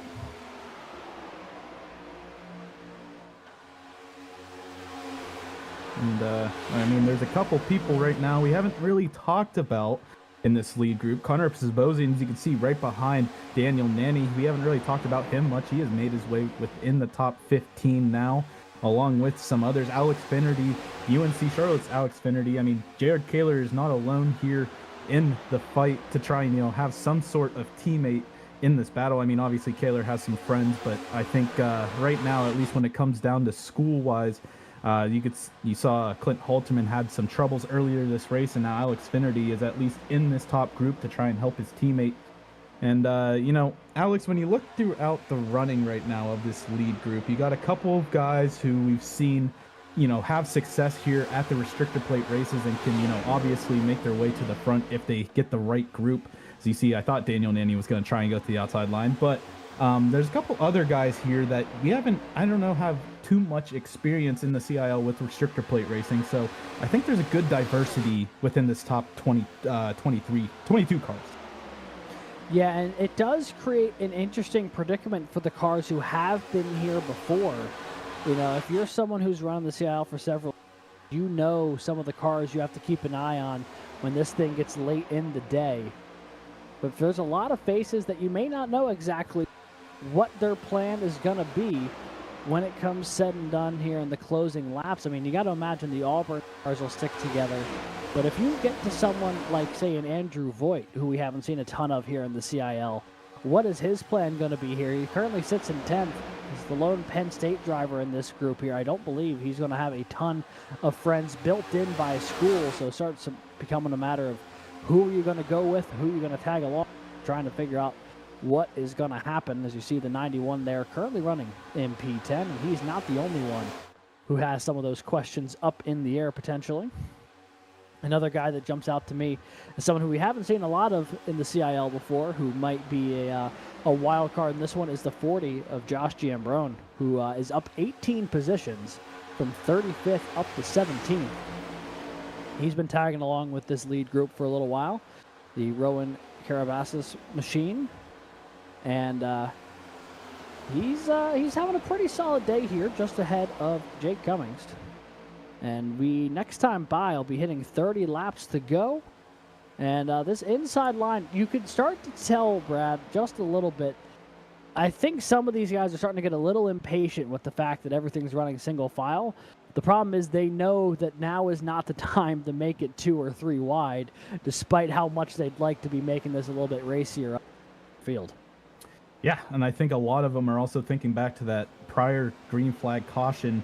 Well, not prior, but prior green flag stop caution, where a lot of these guys got a little shifty. It looks like Nick Stockner got checked up real bad here in front of Alex Finnerty, and they're going to need a good push to keep up in the draft. But I think a lot of those guys are trying to think, if you want to stay single file, make it to the fuel window, jump down in the pit road without, taking too much at risk, then, these guys can really get their fuel, get back on the track, and challenge it for the win. Because once you get introduced green flag stops into these type of races, the field gets really strung out. You'd think that, everyone would stay within somewhat of a second or so, but it's all dependent on who you go in with, the draft, how many cars you go in with, and who's still on the, track when everything is said and done. Yeah, now with everyone kind of running in one line, it's to avoid the issue that we saw with Jason Wallet there back on lap 41, when cars from the outside lane were trying to work their way down to get down to pit lane. No one will have to fight through a second lane of traffic here if everyone's running the apron. The question mark is, when does everyone make their way down pit road? Even if the 62 has to peel in a lap ahead of time, I wonder if Reese Behan and Logan Smith go with them to try and get all the Auburn cars on and off pit road at the same time. It would make a lot of sense from a perspective of making sure you have someone goes with you, especially since basically nobody went with Veliky the first time around. But it does raise the question of, do you try separate strategies that give yourself multiple options, or do you go all in on the one? Speaking of which, here we go. The top 4 cars all peeling down pit road, the 3 Auburn cars and Edward Sanchez. You can see, it was a great job. Nobody got into each other. You saw a couple lockups there just trying to get down to pit road speed. So you can see all of Auburn and Edward Sanchez getting into their box. I don't see anyone really, well, as I say that, I think a couple, they're taking tires along with fuel here. You can see that counter down at the bottom, seeing how much time they're spending here in pit lane. This is all valuable time on the track that they're losing out. But, 4 cars is not a lot, but it'll definitely be better than 2. Yeah, 4 cars, I think, is the number that you need at minimum to really kind of get going. So the Auburn cars and Edward Sanchez going to peel off here. No change in the running order of those 4 cars. Veliky still out front. Sanchez out second. We have more cars on pit road now, including 3-time race winner this year, Daniel Nanny. It looked like they might have got 4 wide coming in the pit road. Everyone can fan out, luckily, on the apron, but just, trying not to stack up each other is the hardest part.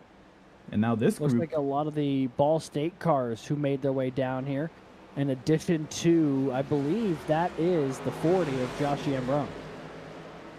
And it looks like also Muhammad Alif, a couple other cars back there also came down pit road, but they're going to be stuck in the back. Here come the leaders.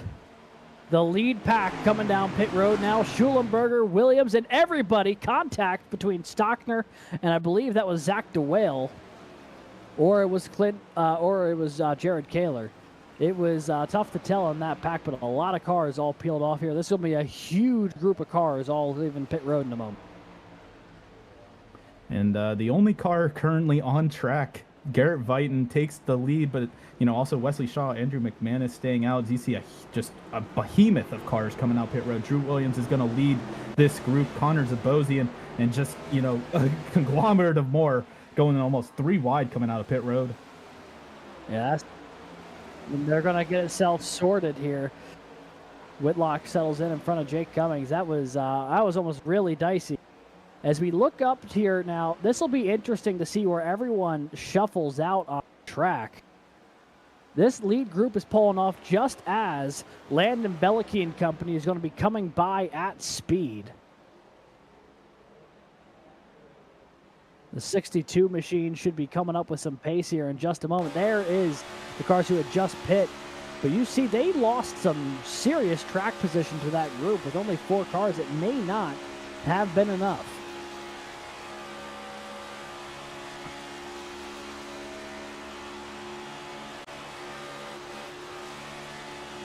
Right now, obviously, Landon Bellicke definitely not back in the lead. You could tell he's in a little 3-car group, has a lot of momentum coming into turn 1.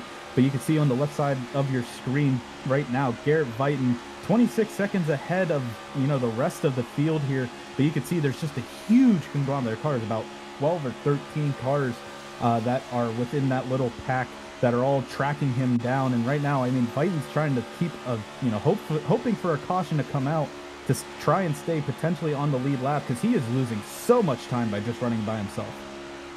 That he is. It's also worth noting Drew Williams just got hung out to dry by this lead group.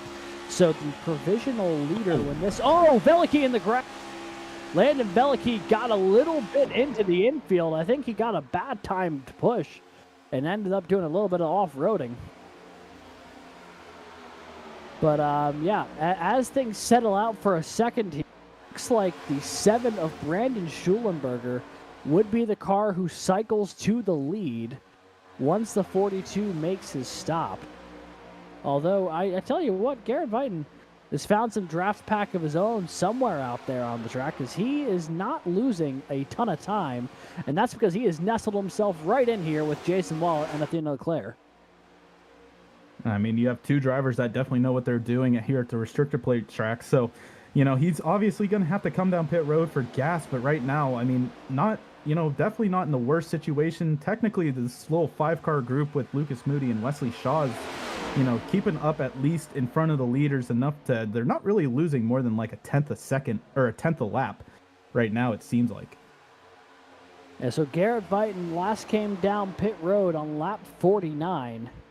Which means on a 40 to 45 lap run, he could stretch this thing about another 10 laps or so, get him to about lap 90. That would be running this fuel tank dry versus trying to split the difference, which was what most of the field did.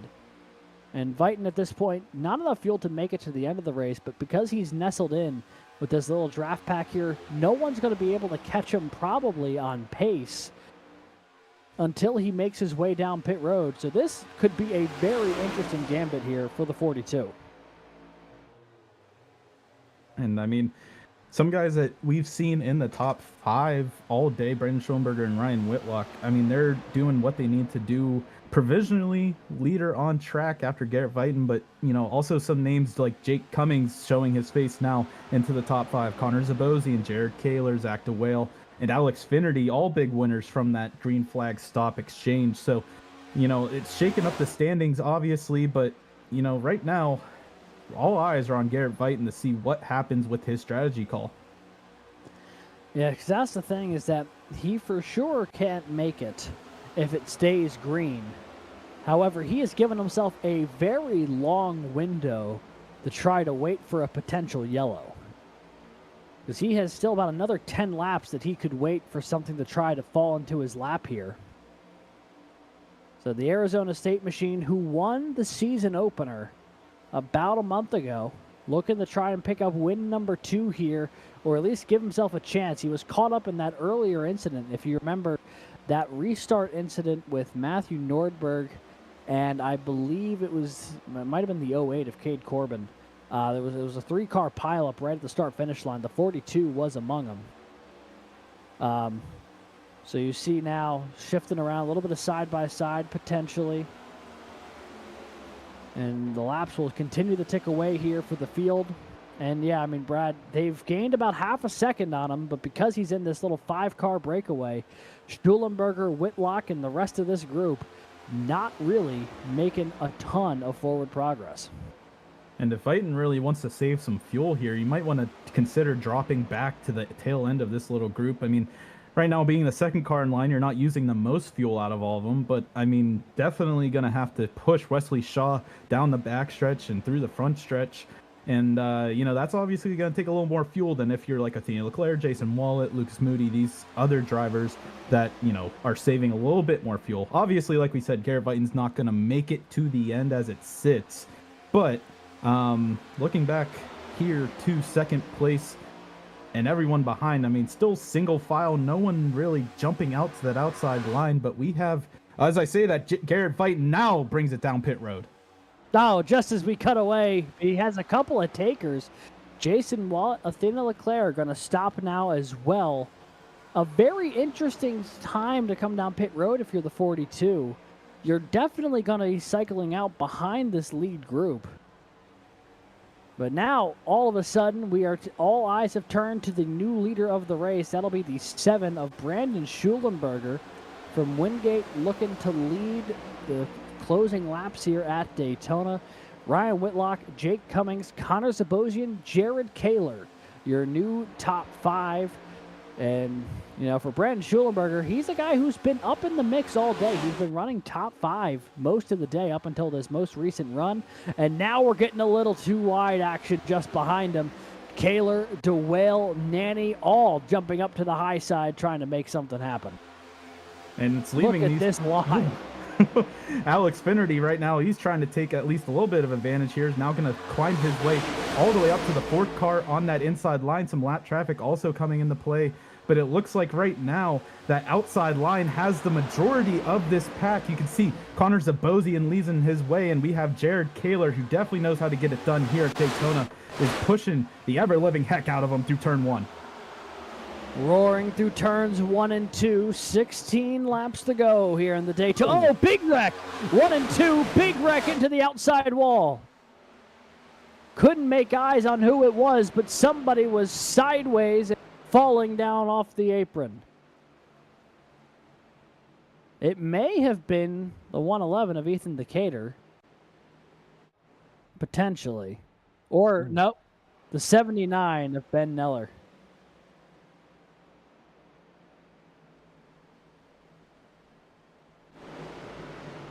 We're going to take a look back to see what happened to Ball State's Ben Neller. I mean, it looked like he was getting lapped at the moment we kind of panned away from him. And obviously, I mean, right now, some of these guys are relieved by this caution, but the 79 still has that nice paint scheme. It looks like Ethan Decatur got a little bit of a last-minute hit on that, but you can see Ben Neller all by himself coming to the pack on that outside line, coming through 3 and 4. And Alex, take us through what happened here. Yeah, so I mean, obviously, you know, he's up against the wall. He's exactly where he should be here on the front trailer. He's given the pack room to shuffle on through.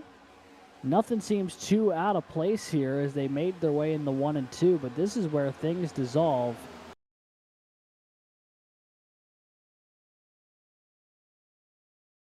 I think he tries dropping down here.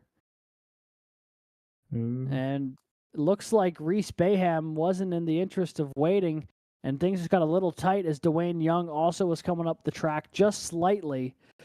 And the 334 and the 79 run out of room and pushes Neller up into the outside lane and into the wall. Well, that is going to completely change the complexion of this race.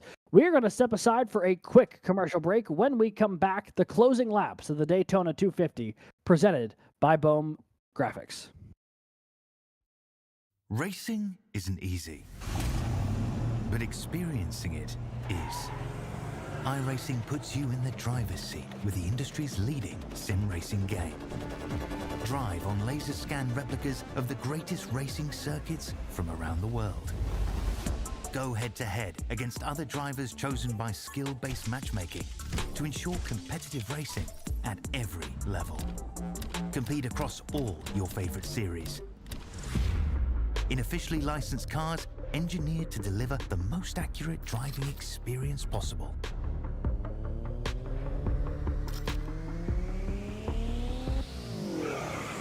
Join a race or host your own with players from across the globe. Race against the computer or in a league with friends. Feel the thrill behind the wheel. Visit iRacing.com.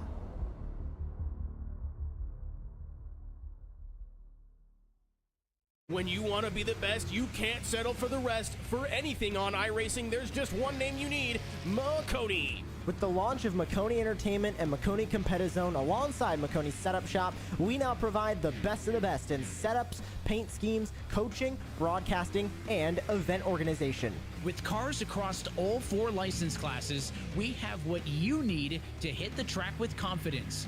Grab a subscription and save money while going fast at McConeSetupShop.com/subscriptions. And remember, at McCone Setup Shop, there are setups, but your victories.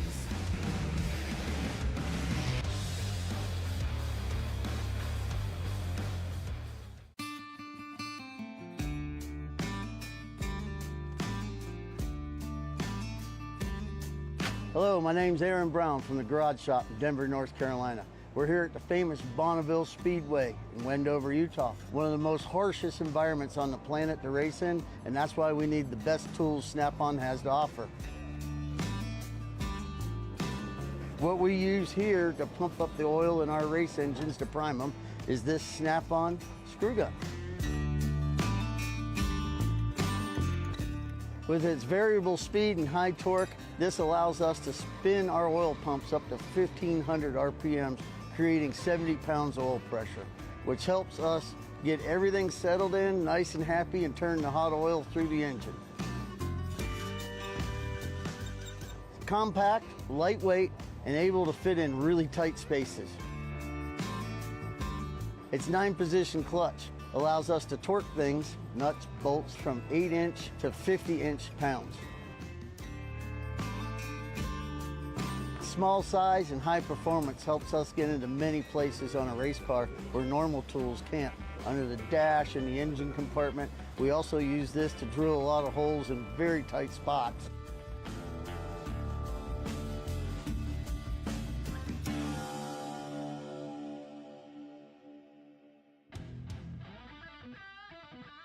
We are back, folks. The closing laps of the Daytona 250 just moments away after that incident with Ben Neller and Reese Baham brought out the caution. Stacks this field up. It'll be Brandon Schulenberger from Collegiate University and Ryan Whitlock from Alabama Huntsville on the front row.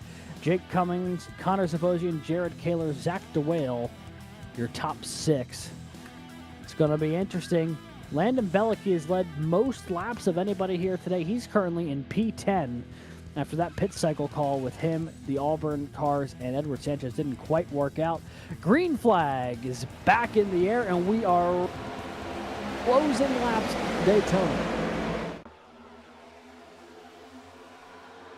Brandon Schoenberg gets that huge jump and is able to control both lines at the moment. Ryan Whitlock currently stuck on the back bumper of Schoenberger's car. You can see Jared Kaler is now leading that outside line with Zachary DeWale. Both of them know how to win it here in Daytona, trying to make it happen with also Alex Finnerty as you see some 3-wide action further back in the mid-pack.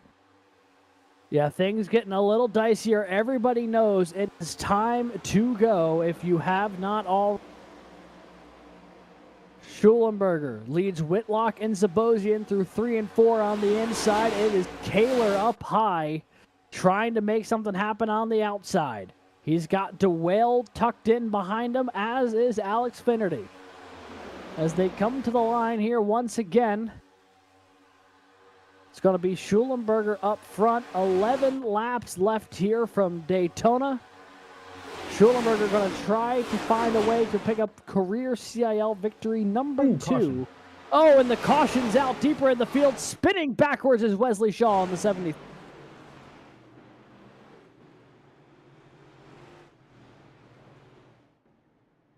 Texas A&M, Texarkana's Wesley Shaw. It doesn't look like he got too much damage there. Obviously, some paint scrapes and a hard hit to the outside wall for the 73. But you could see when everyone saw that caution flag, everyone fanned out down to the apron on the backstretch, and we'll have to see what happened to the Texarkana 73 machine.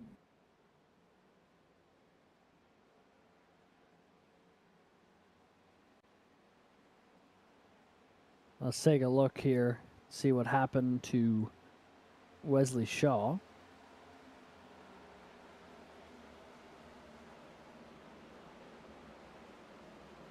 Yeah, for the folks at home, in case you are wondering, iRacing nearly just completely fell apart here for all of us in the booth, so we're busy trying to resort a couple of things.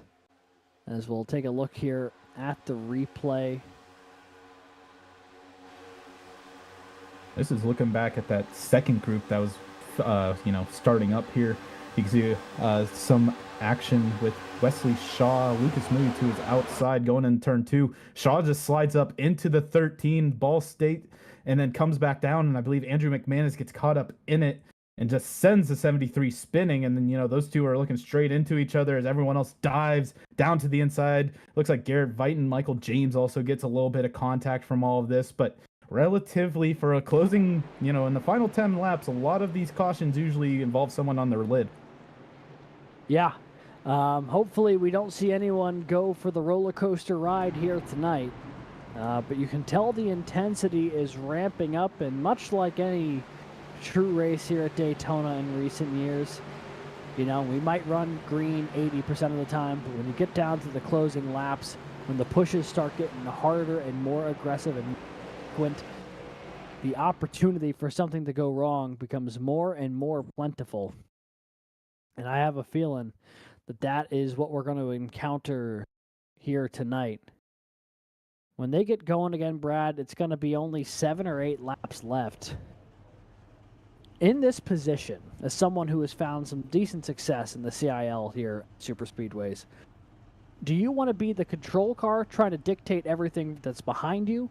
Or do you want to be a car that's a couple cars deep and have the ability to get those runs and chase down someone in front of you here? Where would you like to be in this situation with only a couple laps left? Well, first off, Alex, you have success here too. Well, especially at restrictor plates. I mean, you've had great success, and I think you can attest that, some of these runs you get being the car behind 2 or 3 cars back, you can get a little bit of a gap between you and some of the guys in front and get a huge run. And we see a lot of people kind of set up that move to set up for the win. And if it's going to be single file, as we've seen a lot today, that might be the key for someone like Ryan Whitlock, Connor Zabosian, or Jake Cummings, depending on how things shake out. But, I think a lot of these guys don't want to be, sitting up in front, being, caught, stuck in the gap that they, have no momentum, no one around them, and everyone, come to the start-finish line just starts passing you. And then, eventually you might try to fill a hole you can't. Yeah, and that is when things go wrong, especially try plug in a gap that isn't as wide as you first thought. And that's a great way to, quote, self-clear and end up spinning down into the infield somewhere out toward the outside wall. Definitely something that the drivers are going to want to avoid. Sometimes you simply have to take a risk to try to win here at Daytona. The World Center of Racing, not for the faint of heart here when it comes to the closing laps. So the lights are off on the pace car, which means next time around, we'll be taking the green flag. It'll be 7 laps to go when they get racing again.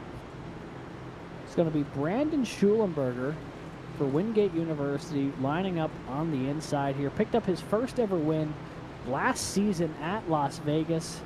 Also was named Season 11's most popular driver. Looking to pick up win number 2 of his CIL career here, or his Garage Shop College Cup Series career here tonight. To his outside is Ryan Whitlock, who came oh so close to winning last year at Watkins Glen. before late trouble put him down into a podium spot, but not enough to end up with the victory after leading a handful of laps in that one. Connor Zabosian, a newcomer to the series this year, currently sits in third. He's had a really solid start to the season. A win here, though, would do wonders for his point standings. And then in fourth, you've got Jake Cummings from Converse University. Hasn't won this year, but a multi-time winner in each of the past several seasons. Shaping up here for a potential run at a championship, trying to reel in Daniel Nanny. Cummings currently sits third in the points as they run. The two cars ahead of him in the points, Zach DeWale and points leader Daniel Nanny, also in the mix right now. Nanny currently sits 6th on track. DeWale currently sits 9th. So a lot of points implications up at the front of the field, with a number of drivers looking for that historic victory to lock themselves into the CIL history books. Pace car going to make its way back down pit road. Green flag high in the air here at Center of Racing. And with 7 laps to go, we are racing again at Daytona. And Ryan Whitlock immediately sends it down to the inside, get behind Brandon Schulenberger. And those two guys right now are leading the charge on that inside line in the entire field. They try to block the outside line. Jake Cummings takes advantage, jumps to the inside now behind Brandon Schulenberger. Schulenberger right now has to try and command 2 lines at once, which is definitely easier said than done. Schulenberger stacking up that inside line, going to give the run to Ryan Whitlock on the outside. He gets an absolute shove down the backstretch to take the lead. Now nose to nose going into 3. Daniel Nanny now makes his face shown in the 3rd position. The second car back on that outside line.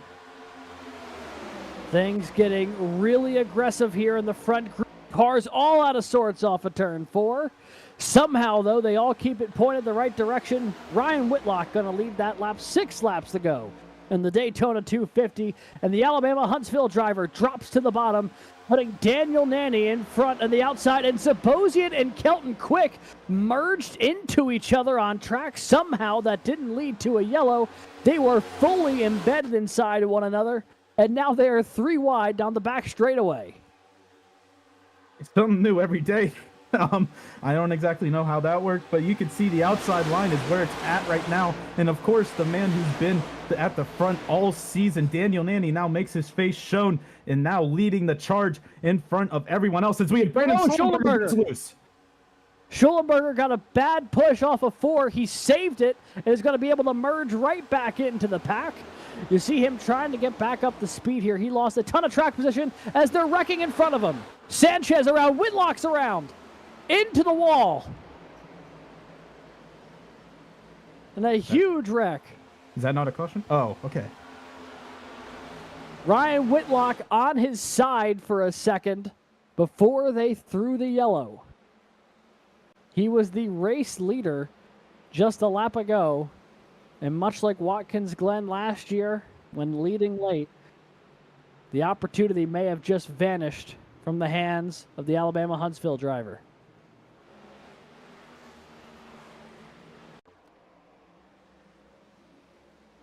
Looking back, I mean, Ryan Whitlock on that inside line. We saw Brandon Schulenberger get that push on the left corner panel from Jake Cummings, gets him loose. So now Jake Cummings is going to try and assert that second car in line on the inside. But you can see everyone's trying to fan out to that outside line, so there's not much to do. As you can see, it looks like a lot more checkup. As you can see, I think Cade Corbin, Daniel Nanny, Jared Kaler, Edward Sanchez, everyone really in the top 4 or 5 gets together, and it just causes a domino effect where that gets Ryan Whitlock all out of sorts, gets contact with the 08, sends him onto the apron, and he's just along for the ride at that point. Yeah, and this is the scariest part here as a driver when your car hooks back up toward the racing line. Miraculously did not hit anybody here, but on his way back down the track, gets collected one more time from a car unable to get out of the way. You see, he tries to lock it down and just gets clipped by, I believe it was Quinn Halterman, and it almost rolled the 81, but he was able to save it and land it back on all 4 wheels. I think he was just flooring that. He was absolutely hammering that throttle, it looked like, to stay on his wheels. And once again, the complexion of this race at the front of the field has completely changed. All of a sudden now you've got Daniel Nanny, Drew Williams, Jared Kaler, Edward Sanchez up at the front of the field. Jake Cummings, Kelton Quick, Dwayne Young, Garrett Vighton, Landon Velty, Andrew Voigt. Tell you what a recovery there for the 42 of Garrett Vighton. It looked like he was down and out strategy-wise just about 20 laps ago. And he's put himself back in the top 10 here in the closing moments. As we make our way, I believe it'll go to CIL overtime.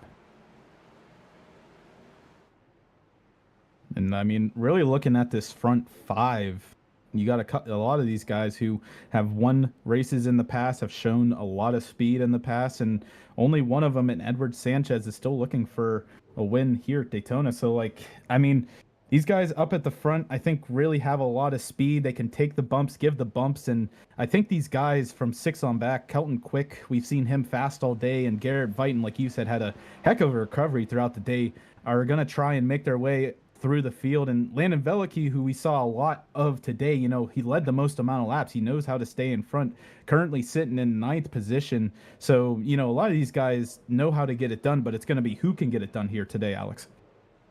Yeah, and this is where things are going to get really interesting, I think, because we're going to run into a rather interesting predicament of, with this green-white checkered, the CIL only does one attempt at a green-white checkered, if it does come to that.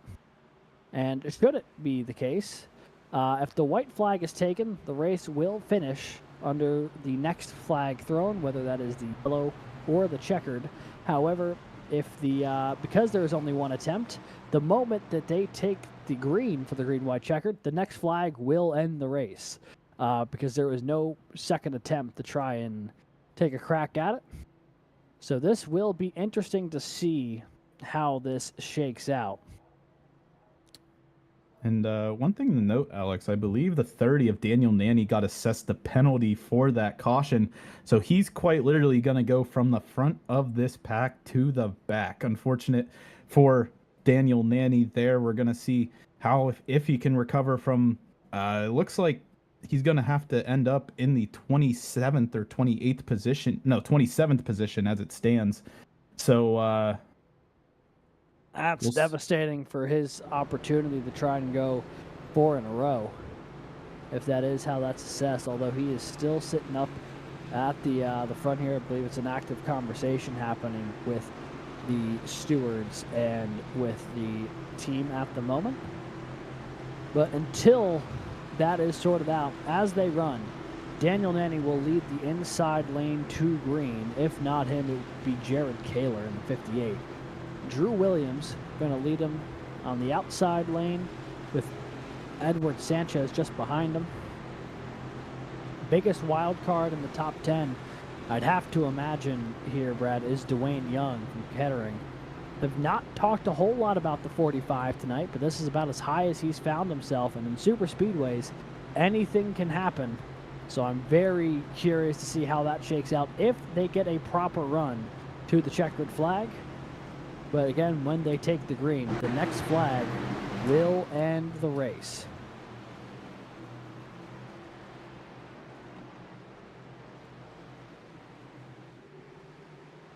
The tension is mounting here. The drivers know this will be the last restart of the night. And because this is the green-white checkered, this green-white checkered being brought to you by the McCone Setup Shop, your home for setups, paint schemes, coaching, and more. Visit McCone Setup Shop today and subscribe. Pace car going to peel in for the final time tonight. Green flag back in the air. It'll be Nanny and Williams running to the checkered.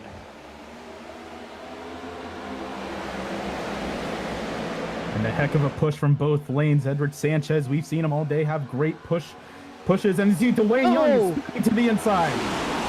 If it stays off the racing line, they'll let it stay green. And I think that may be the case right now. That was actually Josh Giambro. Oh, sorry. Josh Giambro was the car who went sideways there off of 1 and 2. And here we go. Williams with a great push on the outside lane with Sanchez and Kelton Quick. They've got the nose ahead through 3 and 4 for the penultimate time.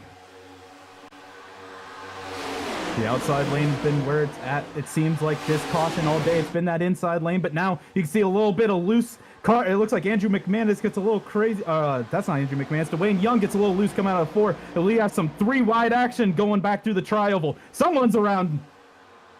Big time wreck through 1 and 2. Are they going to throw the caution for that? Doesn't seem like it, so we are going to run this thing to the end. Up front, it is Clemson's Drew Williams. Baruch College's Edward Sanchez just behind. Making their way down the back straightaway for the final time today. We have barely talked at all about the 100 here tonight, and now contact with the 26. Sanchez pushes him up the hill. Here comes Kelton Quick to the back bumper, and Landon Veliky, who had led the most number of laps so far today. Nanny spinning in the background. Who's it going to be? Contact between Quick and Sanchez, and Kelton Quick is going to win the Daytona 250 Ball State. And that number 2 machine living it up. You saw Ball State had a little bit of trouble behind them, but Ball State's going to end up here on top of the podium here in Daytona. Phenomenal win here for Kelton Quick, making the right moves at the right time. And you saw that final move between him and Edward Sanchez locked it in for him coming across the line. Kelton Quick, to my understanding, unless he led any during a pit cycling, that was the only green flag lap he led here today. And it's going to be the most critical one. He put himself in position when it mattered most.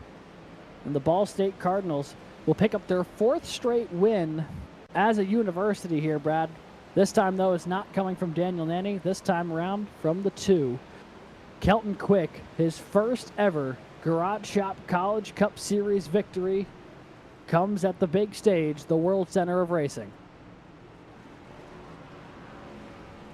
And we're going to congratulate Kelton, burning it down here in Daytona, adding his name to the list of Ball State drivers along with collegiate athletes who have won here in the Garage Shop College Cup Series. I think Kelton, we're going to see him absolutely ecstatic. And I think, obviously with a lot of, just question, a lot going on there in those last couple of laps.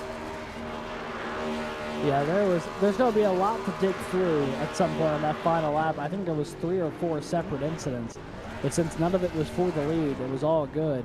It looked like on down the back straightaway it was going to be Drew Williams, and then when he got moved up by Sanchez through 3 and 4, it looked like it was going to be the 26, and then a good timed move from the 2 snuck himself on by for the 2nd straight super speedway race dating back to Atlanta last year.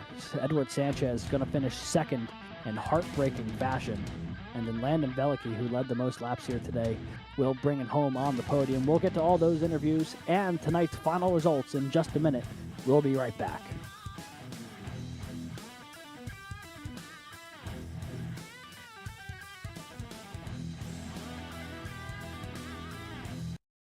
Racing isn't easy, but experiencing it is. iRacing puts you in the driver's seat with the industry's leading sim racing game. Drive on laser scan replicas of the greatest racing circuits from around the world. Go head-to-head against other drivers chosen by skill-based matchmaking to ensure competitive racing at every level. Compete across all your favorite series. In officially licensed cars, engineered to deliver the most accurate driving experience possible.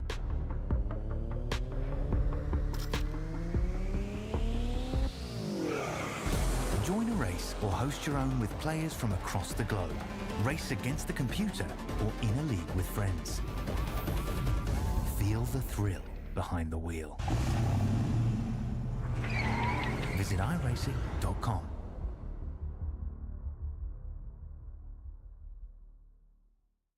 When you want to be the best, you can't settle for the rest. For anything on iRacing, there's just one name you need, McCone. With the launch of McCone Entertainment and McCone Competizone alongside McCone's Setup Shop, we now provide the best of the best in setups, paint schemes, coaching, broadcasting, and event organization. With cars across all 4 license classes, we have what you need to hit the track with confidence. Grab a subscription and save money while going fast at McConeSetupShop.com/subscriptions. And remember, at McCone Setup Shop, there are setups, but your victories.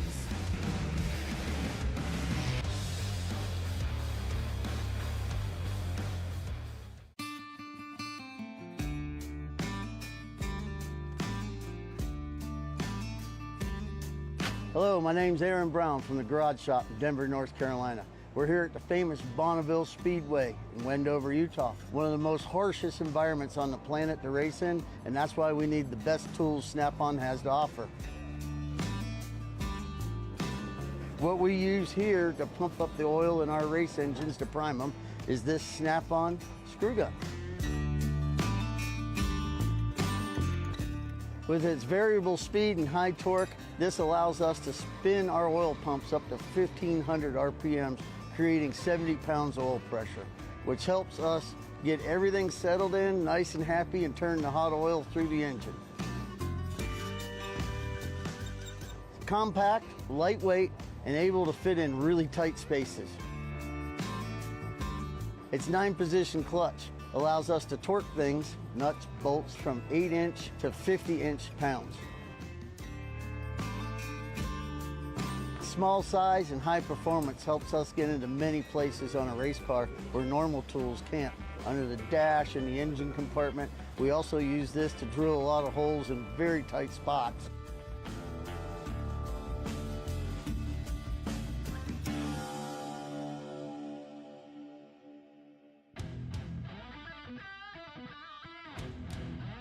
Welcome back, folks, to the World Center of Racing, a dramatic to this year's Daytona 250 presented by Bone Graphics. The win went the way of Ball State's Kelton Quick, pulling it out at the last possible moment. And let's see if we can get a quick word in with our new Daytona 250 champ. Hey there, Kelton, this is Alex and Brad up in the booth. You got a copy? Got a copy. Congratulations, my man. I mean, hey, that is a dramatic way to get the job done, and you waited till the absolute last possible moment to make your move, but boy, did you time it perfectly. Talk to us about that green-white checkered. Well, yeah. I come into the white flag. I was in a call with Edward, and he was pretty much saying, like, stay high, come with me. We're going to push, and then we're going to try and make our move into turn 3.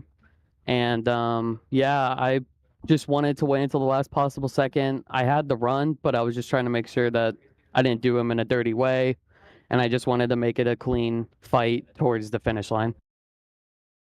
Well, it was certainly that. It was a drag race with you and the 26 coming to the line there, but a clean drag race, so to speak. Also with the 62 coming right behind you. Talk to us what it was like out there. It seemed like for vast swatches of the race here today, it was pretty tame, everybody running kind of single file, and then there would just be moments of complete panic and chaos out there intermixed with the steady calm of single file.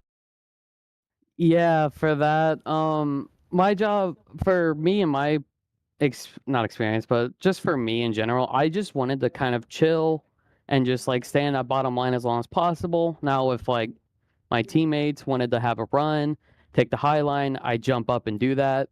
But for the most part, I just wanted to hold my line, play it safe, wait until the last possible moment to make my move for the win. And you certainly timed it perfectly, Kelton. To my understanding, I believe this is your first Garage Shop College Cup Series win, right?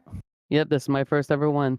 How are you feeling, man? I mean, that's got to be pretty surreal, especially with Daytona. I am really pumped. I think Lucas was recording the finish. He might have me in the Discord losing my mind and yelling profanity, but having fun at the same time. Very excited. Well, you know, the having fun's the far more important part of that, if you ask me. Kelton, thank you so much for dropping by. Congratulations on win number 1. Hugely impressive stuff. Could not have timed it any better. Won by 0.03 of a second over Edward Sanchez. anyone you'd like to shout out here tonight? Yeah, I'd like to shout out all of Ball State. I'd like to shout out all the oval drivers: Alif, Lucas, Ben, Nick, Dylan, Kale, all of Ball State. Dan, our esports director, want to shout him out, and I want to shout out my family. Just had really fun. I hope I can get back in victory lane sometime soon. Well, hopefully we get the opportunity to talk to you again, Kelton. Congrats on the win, and see you next week at, what was it, Atlanta next, I think? Yep, Atlanta's next week. Alrighty, well, we will see you next week at Atlanta. Congrats, Kelton. Thank you. That was Kelton Quick, winner tonight from Ball State University, their 4th straight as a university. Kelton Quick going from the spotter stand when he first joined the Ball State Esports program to winning the Daytona 250. Truly fantastic stuff. And the person he beat by 0.03 of a second is standing by now with Brad Daniels. I am down here with second place finisher Edward Sanchez. Edward, before we get into the absolute madness that happened on the last lap there, it seemed like you had a lot of great chemistry, it seemed like, with Landon Velicki and a lot of the Auburn guys, it seemed like, throughout the race. You were pretty much at the front for the most part of the race today. Can you kind of take us through your race and how everything unfolded up until the final laps? I'll keep it simple. Hold on, I gotta move my microphone right here. Ooh, but just to explain, I mean, everyone worked well with me. I'm gonna be real right now, and I'm gonna be arrogant, and I'm gonna bring this towards New Atlanta next week. And I told everyone, whoever's in front of me, I be pushing the hell out of you. And it wouldn't matter whoever's gonna be on the outside, the inside. Wanna know why I was leading? What Landon was leading for nearly 80 laps of that race, and on the outside had no chance, was because I was pushing. I was averaging around 285 oil temps throughout the whole time. I was giving 110%. Some people in the back, they were fuel saving, but every time I saw a little bit of the outside line, I just gun it with Landon or whoever was in front of me, and we pull away. And I did say this at the beginning of the race when I was outside on the front row. I pulled down, and I immediately went on chat on the radio. I said to everyone, like, guys, look, I'm the type to not lead. I'm the type to push. So whoever comes down first is going to be leading the rest of the race. And guess what? Landon came down, and in like less than half a lap, I singled out the whole field. We strung it out. So everybody, like, I've reached out to anybody who was near me and who was willing to help, and everyone knows, like, hey, I know a thing or two about super speedway racing, and everyone knew that I could push as well as I can say, like, I can walk the talk, and look what happened today. Yeah, I mean, you're definitely right to say that. You were up front all day doing some great work up at the front, and then take us through that white. I mean, like, I don't really know if you can really have a plan coming to the white here at Daytona, but tell us the moment, tell us how you're feeling coming through turns 3 and 4. Oh, I was pretty happy. Kelton was going to get the win. Every time, if there's a 3-car tandem that pulls away, the 3rd car in line always wins, without a doubt. Now, I will say that working with Kelton was beautiful, and honestly, I said this in the chat. I said to everybody and people, and I'm going to call out Drew. Drew was telling me that I sold the race. Look, you don't see me that upset. I'm pretty happy for 2nd place, and I'm happy with the type of performance I put on tonight, because everyone knows that I wasn't joking around. And for any of the new rookies, they saw that blue Baruch collars just pulling away and always pushing the leader. So coming to the white flag, I told Drew, I said to Drew that prior to this, and in the week leading up to this, I said, look, no matter what, I'm going to be pushing you to the end, only towards right before the end. I messaged him when we were on pacing, and I said, hey, look, I'm going to be pushing you until turns 3 and 4. I wanted to give myself leverage, but I told him the truth. I said, look, this is what I'm going to do. I'm going to be real with you. I'm not going to sugarcoat it. Now, I had Kelton behind me, and as we were on the final lap on the backstretch, I was counting him down. I was like, get ready to start going on the gas, get ready to make a run on the inside, and I count 3, 2, 1 inside, and you saw I pulled onto the inside of Drew, got into 3, and right there we were pulling away. At this point, I was obviously leading, but I had a good feeling that Kelton had a good run, and no matter what, I wanted to give myself a good shot here to have a clean race, a clean finish to the race. I'm not the type of person to be desperate and going to throw dirty blocks. And like what happened was out of 4, I went up the track if you guys saw because I wanted him to take the inside because he had a big momentum and you saw he side drafted me. Now I in turn, I want to keep it close, not too of a blowout. So I came down, I did a little bit of contact, but I tried doing a side draft, but obviously not as rough and not as dirty as it seems. I hope it didn't seem like that. And then getting to the line, I mean, I have the photo right here. Kelton on the inside, me in the middle, Landon on the outside, and Landon, who I helped out too. So, 3 guys well, 2 guys that I was helping out throughout the race, and Kelton, I'm Vortex, so obviously I'm not gonna absolutely just punt a teammate out of the way for a win. So, I'm happy that Kelton Quick got the win. I just, I hope that next week at New Atlanta he remembers from tonight and that he'll help me push me to the race win next Monday. Yeah, I think if anything tells us, history at Atlanta, along with today, you are going to definitely be someone to reckon with. Before we let you go, Edward, is there anyone you'd like to shout out? I like to dedicate this race to my late grandma who passed away almost 1 week ago. Siempre para recordar de ti, abuela.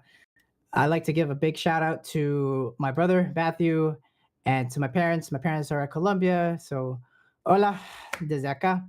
And also a shout out, obviously, to Vortex Motorsports, Vortex Rob mentioned. Shout out to the AU Auburn.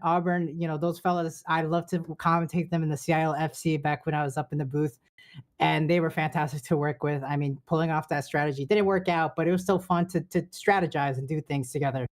Shout out to Kelton. I wouldn't have been in that position really without him pushing me. So regardless, I got to thank him for being in second place. And I mean, shout out to Baruch ESA on top, especially on super speedways. Always catch us, stay on the front. And lastly, my beautiful girlfriend Liz, and she's always been there, especially in this past week. It's been tough with my grandma passing, so Liz has been there for me, and she's right there. She's been watching the whole entire time. She's like, "Oh my God, second!" She was so happy, and so I love you, Liz. Thank you so much. And thank you guys in the booth. Thank you guys for commentating. And sorry if it was a little bit of a snooze fest for certain people, but that was a fun race to the end. Well, hey, if it was a snooze fest, I mean, Atlanta's also going to be pretty much what we saw today. So, Edward, happy to talk to you here today. And we hope to see you here next week in the same position, hopefully one position up. I was going to say that same position. I will say, I will guarantee I will be here next week. I'll see you guys. We'll talk more next week. All right. Absolutely. All right. Looking forward to it, Edward. Catch you later. Have a good night. We are going to now send it back up. Oh, Alex left. Well, I was going to send it back up to Alex. Oh, Alex is back. So now I will send it back up to the booth with Alex. I'm not going to lie. I went to go move Edward to the interview waiting room, and I think someone else moved him at the same time. So then I clicked, I guess, on me to move me to the interview waiting room. So without further ado, now that I am back in the booth, let's talk to Landon here. Hey, Landon, this is Alex and Brad in the booth. You got a copy? Yes, sir, I do. Tell you what, that was a pretty dominating performance there, my man. I know it didn't end up resulting in the win, but you led probably more laps at a super speedway than I think I've ever seen here in the Garage Shop College Cup Series in a single race. That's something that we can verify at some point. I don't have the time for it tonight, but it felt like you were just cruising up there at the front most of the evening. Yeah, I mean, this is kind of what I specialize in. If that might be a little bit embarrassing to talk about like super speedway racing like that, but this is what I do all the time with like PGR races, those races on YouTube and everything. That side of it is basically just super speedways. And when you race with guys like the Malik Rays and the Kyler Wins, Daniel Falkinghams, and all the guys that come out and do that, it's especially when you have one as your teammate, like I've had a few times, it's like it opens your world to this thing. And when you come out and go to a super speedway like this, this is like, that's my specialty. That's the only thing to it, is I just know how it works. I understand how to do it. There is a skill, there is an art to it. And I guess I think Drew, I was talking to Drew up there, he was like, he probably led like 75 laps or whatever. Like, yeah, well, yeah, but then again, I realized at the start of the race when I saw Edward in front of me, I messaged him and I was like, hey, you and me can get this on lockdown, because I knew he knows what he's doing.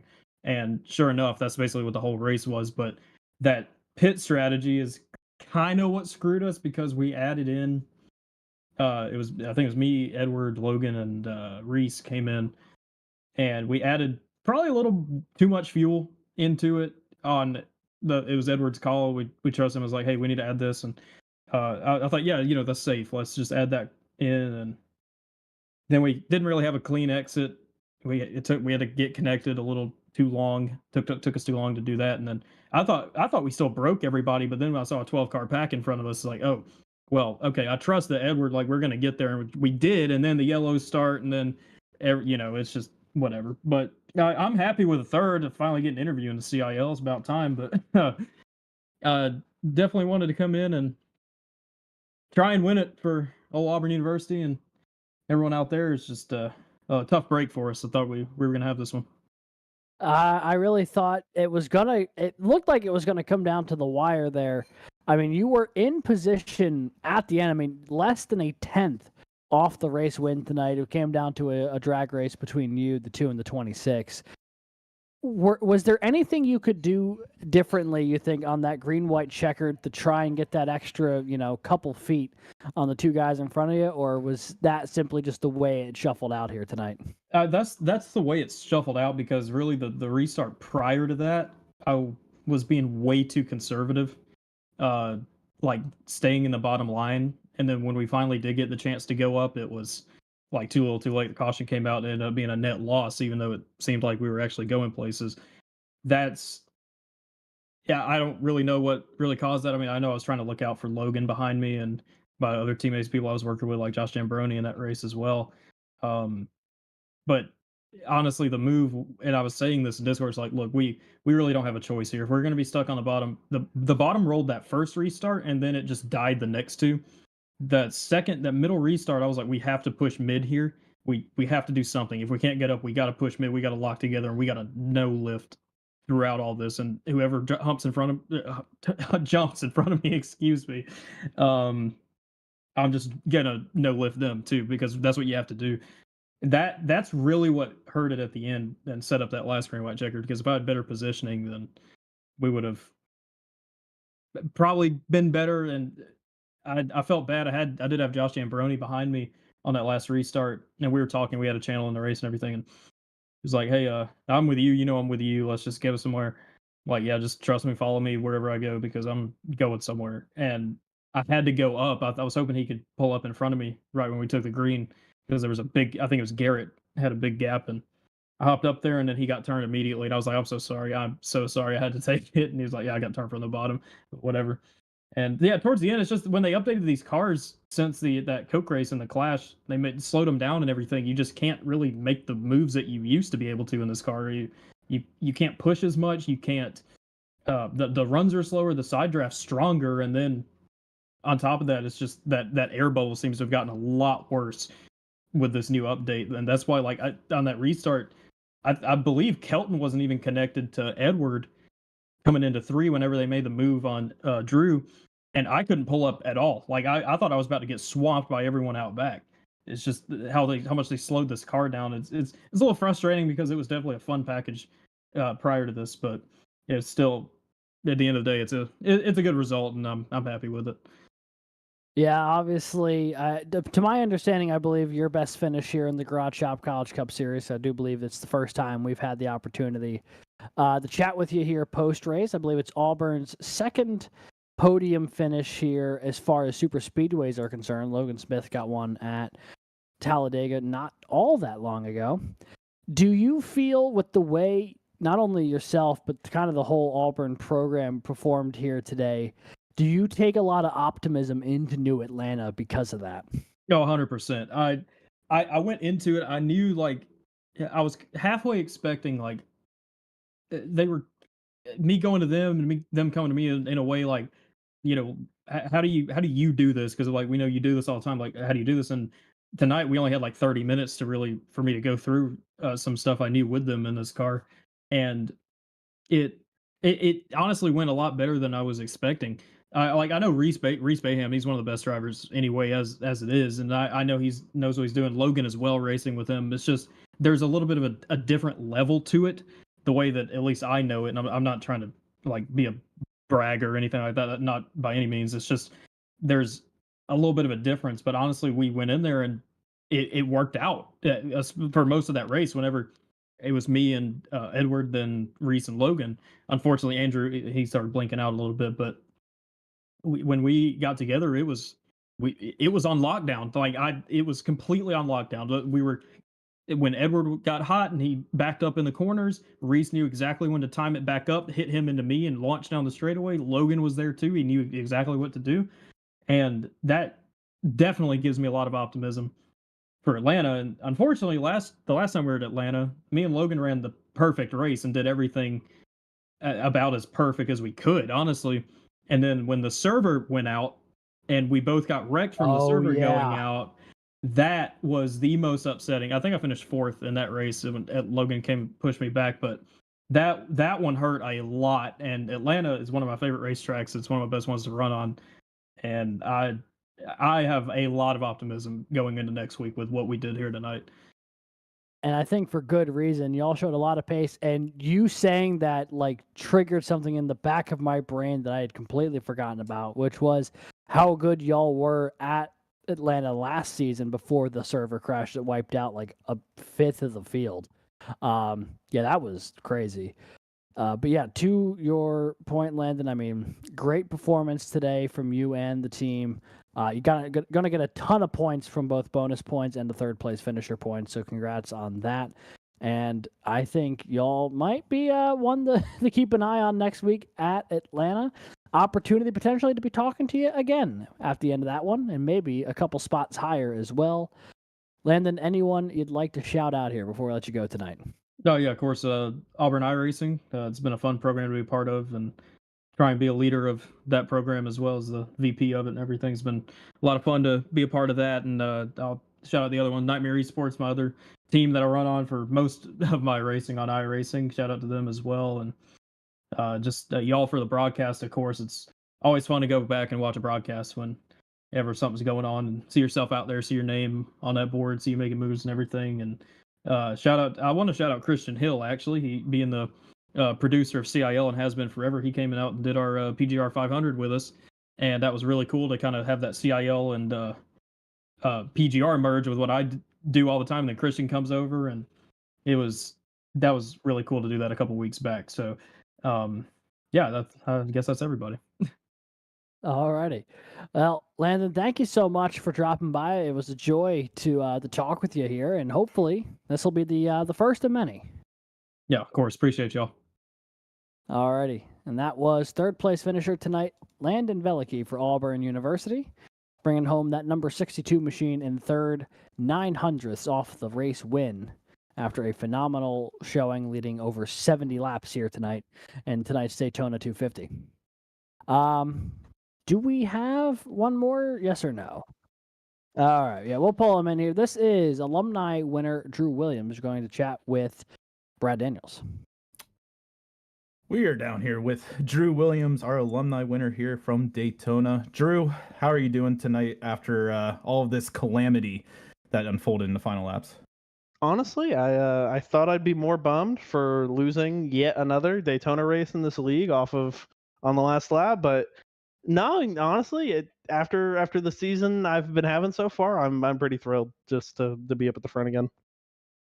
And then, we saw you pretty much stay within the top 10 for the majority of the day, even through a lot of the green flag stops. And can you kind of take us through what you were, feeling through a lot those long green flag runs and, the strategy call that came in? You seemed to, I think you led the biggest of the packs during the green flag pit stops. So can you take us through what went into that to get everyone to coordinate? Yeah, so we knew Edward and Landon were pretty much unstoppable on the bottom. They got hooked up like in the first few laps and were running the bottom all race. So we rode behind them, tried to save more fuel than them, and we were successful in that. All of the OWR guys that were up at the front were really good at saving fuel. So we extended by a couple laps over them when they went to go pit. Knew we had a bigger pack than them, knew we could pit better than them. Had a really, really good pit stop. Unfortunately, I was a little bit quicker than the rest of them, and that's why I got way too far out. and had to drop to the back of that big pack. But overall, it was just a lot of negotiating between a channel of like 10 cars of like, hey guys, all right, here's when we're going. Here's when we're going. We got to go now. We got to beat Edward. Got to beat Edward. That was really the name of the game for the night, because we knew those two were the guys to beat. And we did have when early in the race we had a little chat that OWR was holding 3rd through 8th for a hot second, so there was that to look into if you're looking back at the replay. But looking into next week now at New Atlanta, obviously a restrictor plate track that we've been to very recently. How are you feeling going into that after Daytona tonight? I'm feeling really good. I've always been pretty good at these plate tracks. I think Atlanta kind of suits my driving style pretty well. It's pretty similar, but has some big differences from Daytona, and I think you're going to see a very similar crowd up at the front. Just the guys who all know how to work together and who they want to work with. And again, I'll go ahead and put my bid in that Edward will be the car to beat yet again at Atlanta. Alrighty, well, I guess we'll see if both of you are correct next week. But before we let you go here tonight, Drew, is there anyone you'd like to shout out? Of course, I want to give a huge shout out to all my OWR guys. We, like you said, we ran 3rd through 8th for a huge part of the race. Honestly, felt like even though we were letting them lead and burn up their gas, I think we had a lot of control over the race. We were able to keep a lot of the second lines from forming just by sticking together and being fast. And I think had we been a little bit smoother on the pit stop, we really could have broken away and had a run 1 through 5. So yeah, just huge shout out to all those guys for having such a great performance after we've had some struggles at Daytona. So it's happy to get a good one.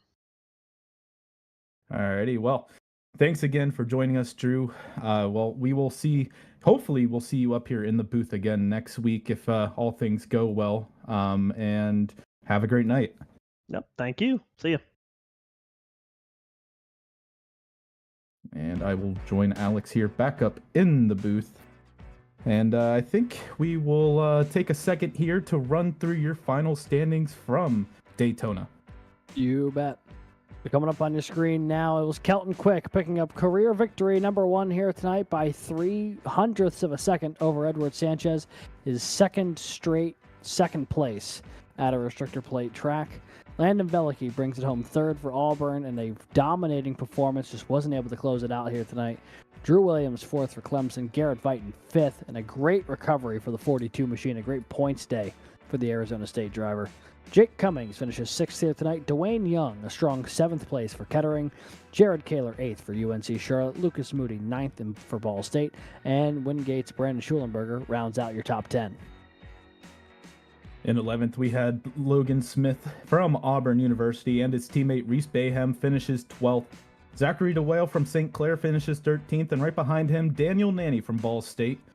In 15th, we have Andrew McManus from the University of Toledo, and behind him, Andrew Voigt from the PSU. 17th, we have Nick Stockner from Clemson University, and Wesley Shaw from Texas A&M University Texarkana finishes 18th. Cade Corbin from the University of Alabama Huntsville finishes 19th, and rounding out your top 20, Ricky Paz from East Carolina University. 21st here tonight will be Drexel's Michael James, followed by Ryan Whitlock, Athena Leclerc, R. Muhammad Alif, and Josh Jambrone, rounding out the top 25. Other drivers who had promising days up front, but then petered out toward the end: Connor Zabosian, Alex Finnerty, Jason Wallett, Clint Halterman, Andrew Burrell. Those last 3 cars finishing off the lead lap.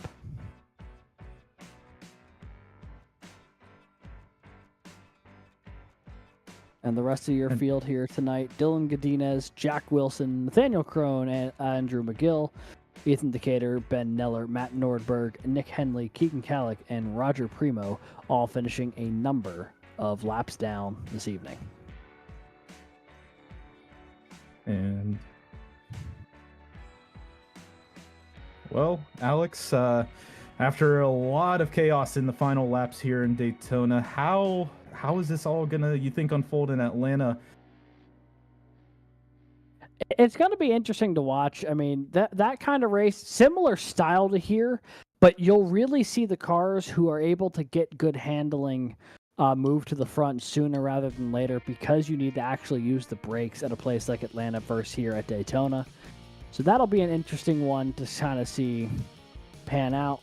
But before we get to that, a couple other broadcasts we want to talk about here tonight. So obviously next week we are heading to Atlanta Motor Speedway, February 24th, show starting at 8:30 p.m. Eastern for race 6 of the season 12 Garage Shop College Cup Series season. And if you don't want to wait that long for racing action, well then do we have a treat for you this week. Wednesday night, Formula College heads to the famed Indianapolis Motor Speedway for the Indy 500, a full-length 500-mile race kicking off at 8:45 p.m. Eastern. That is this Wednesday, February 19th. You aren't going to want to miss that one. That is a full-distance event at Indy. We've got a couple of other races that are coming up on the schedule, but you got to keep an eye out for when those will be going off. You see Bathurst here for the Collegiate Sports Car Championship, February 20th. That one I do not believe will be broadcast, so if you want to participate... Oh, never mind. Producer Christian has just corrected me immediately. That one is going to be broadcasted right here on the CIL YouTube. And with that, I do believe that is going to conclude our coverage here tonight from Daytona International Speedway. Brad, any final thoughts tonight? You know, I think Daytona delivered. We saw a lot of great racing, a lot of great faces, you know, at the front all night. I mean, really, through the first 3 quarters, it didn't seem like anyone else was going to get up there, but eventually we saw a lot of faces up towards the front, and I think the finish here tonight was suiting for how Daytona usually is, and I'm not going to be surprised if Atlanta next week is going to provide anything less. Yeah, I have a feeling those two races could look visually very similar to each other when it's all said and done. But I think it's about time we called the night up here in the CIL booth, so not only us, but everyone at home can get ready to go to bed and head back in after a nice little President's Day weekend here tonight. For producer Christian Hill, co-commentator Brad Daniels, and everybody here at the CIL, I've been Alex Gagnon saying thank you so much for tuning in, and we will catch you next week at Atlanta Motor Speedway.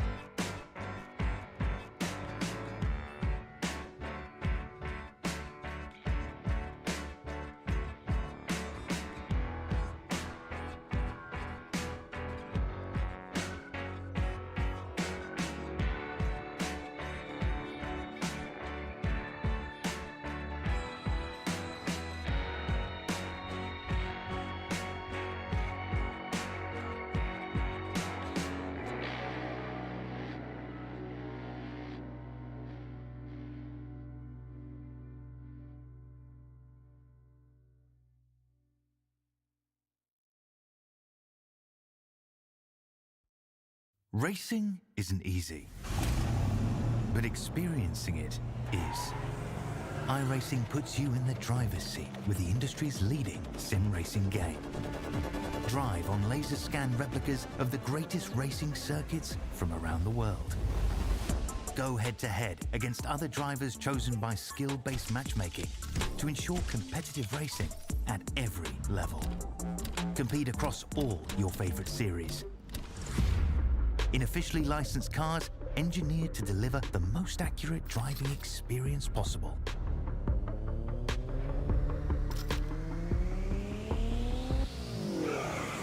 Join a race or host your own with players from across the globe.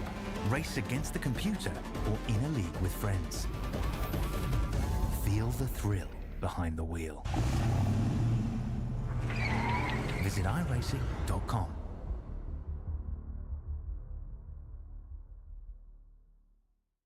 When you want to be the best, you can't settle for the rest. For anything on iRacing, there's just one name you need, McCone. With the launch of McCone Entertainment and McCone Competizone alongside McCone Setup Shop, we now provide the best of the best in setups, paint schemes, coaching, broadcasting, and event organization.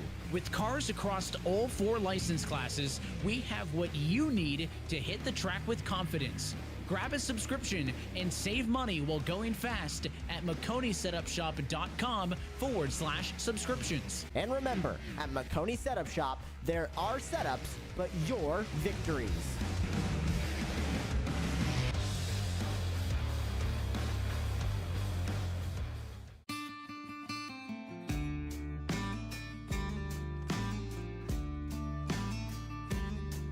Hello, my name's Aaron Brown from the Garage Shop in Denver, North Carolina. We're here at the famous Bonneville Speedway in Wendover, Utah. One of the most harshest environments on the planet to race in, and that's why we need the best tools Snap-on has to offer. What we use here to pump up the oil in our race engines to prime them is this Snap-on screw gun. With its variable speed and high torque, this allows us to spin our oil pumps up to 1,500 RPMs, creating 70 pounds oil pressure, which helps us get everything settled in, nice and happy, and turn the hot oil through the engine. It's compact, lightweight, and able to fit in really tight spaces. Its 9-position clutch allows us to torque things, nuts, bolts, from 8-inch to 50-inch pounds. Small size and high performance helps us get into many places on a race car where normal tools can't. Under the dash and the engine compartment, we also use this to drill a lot of holes in very tight spots.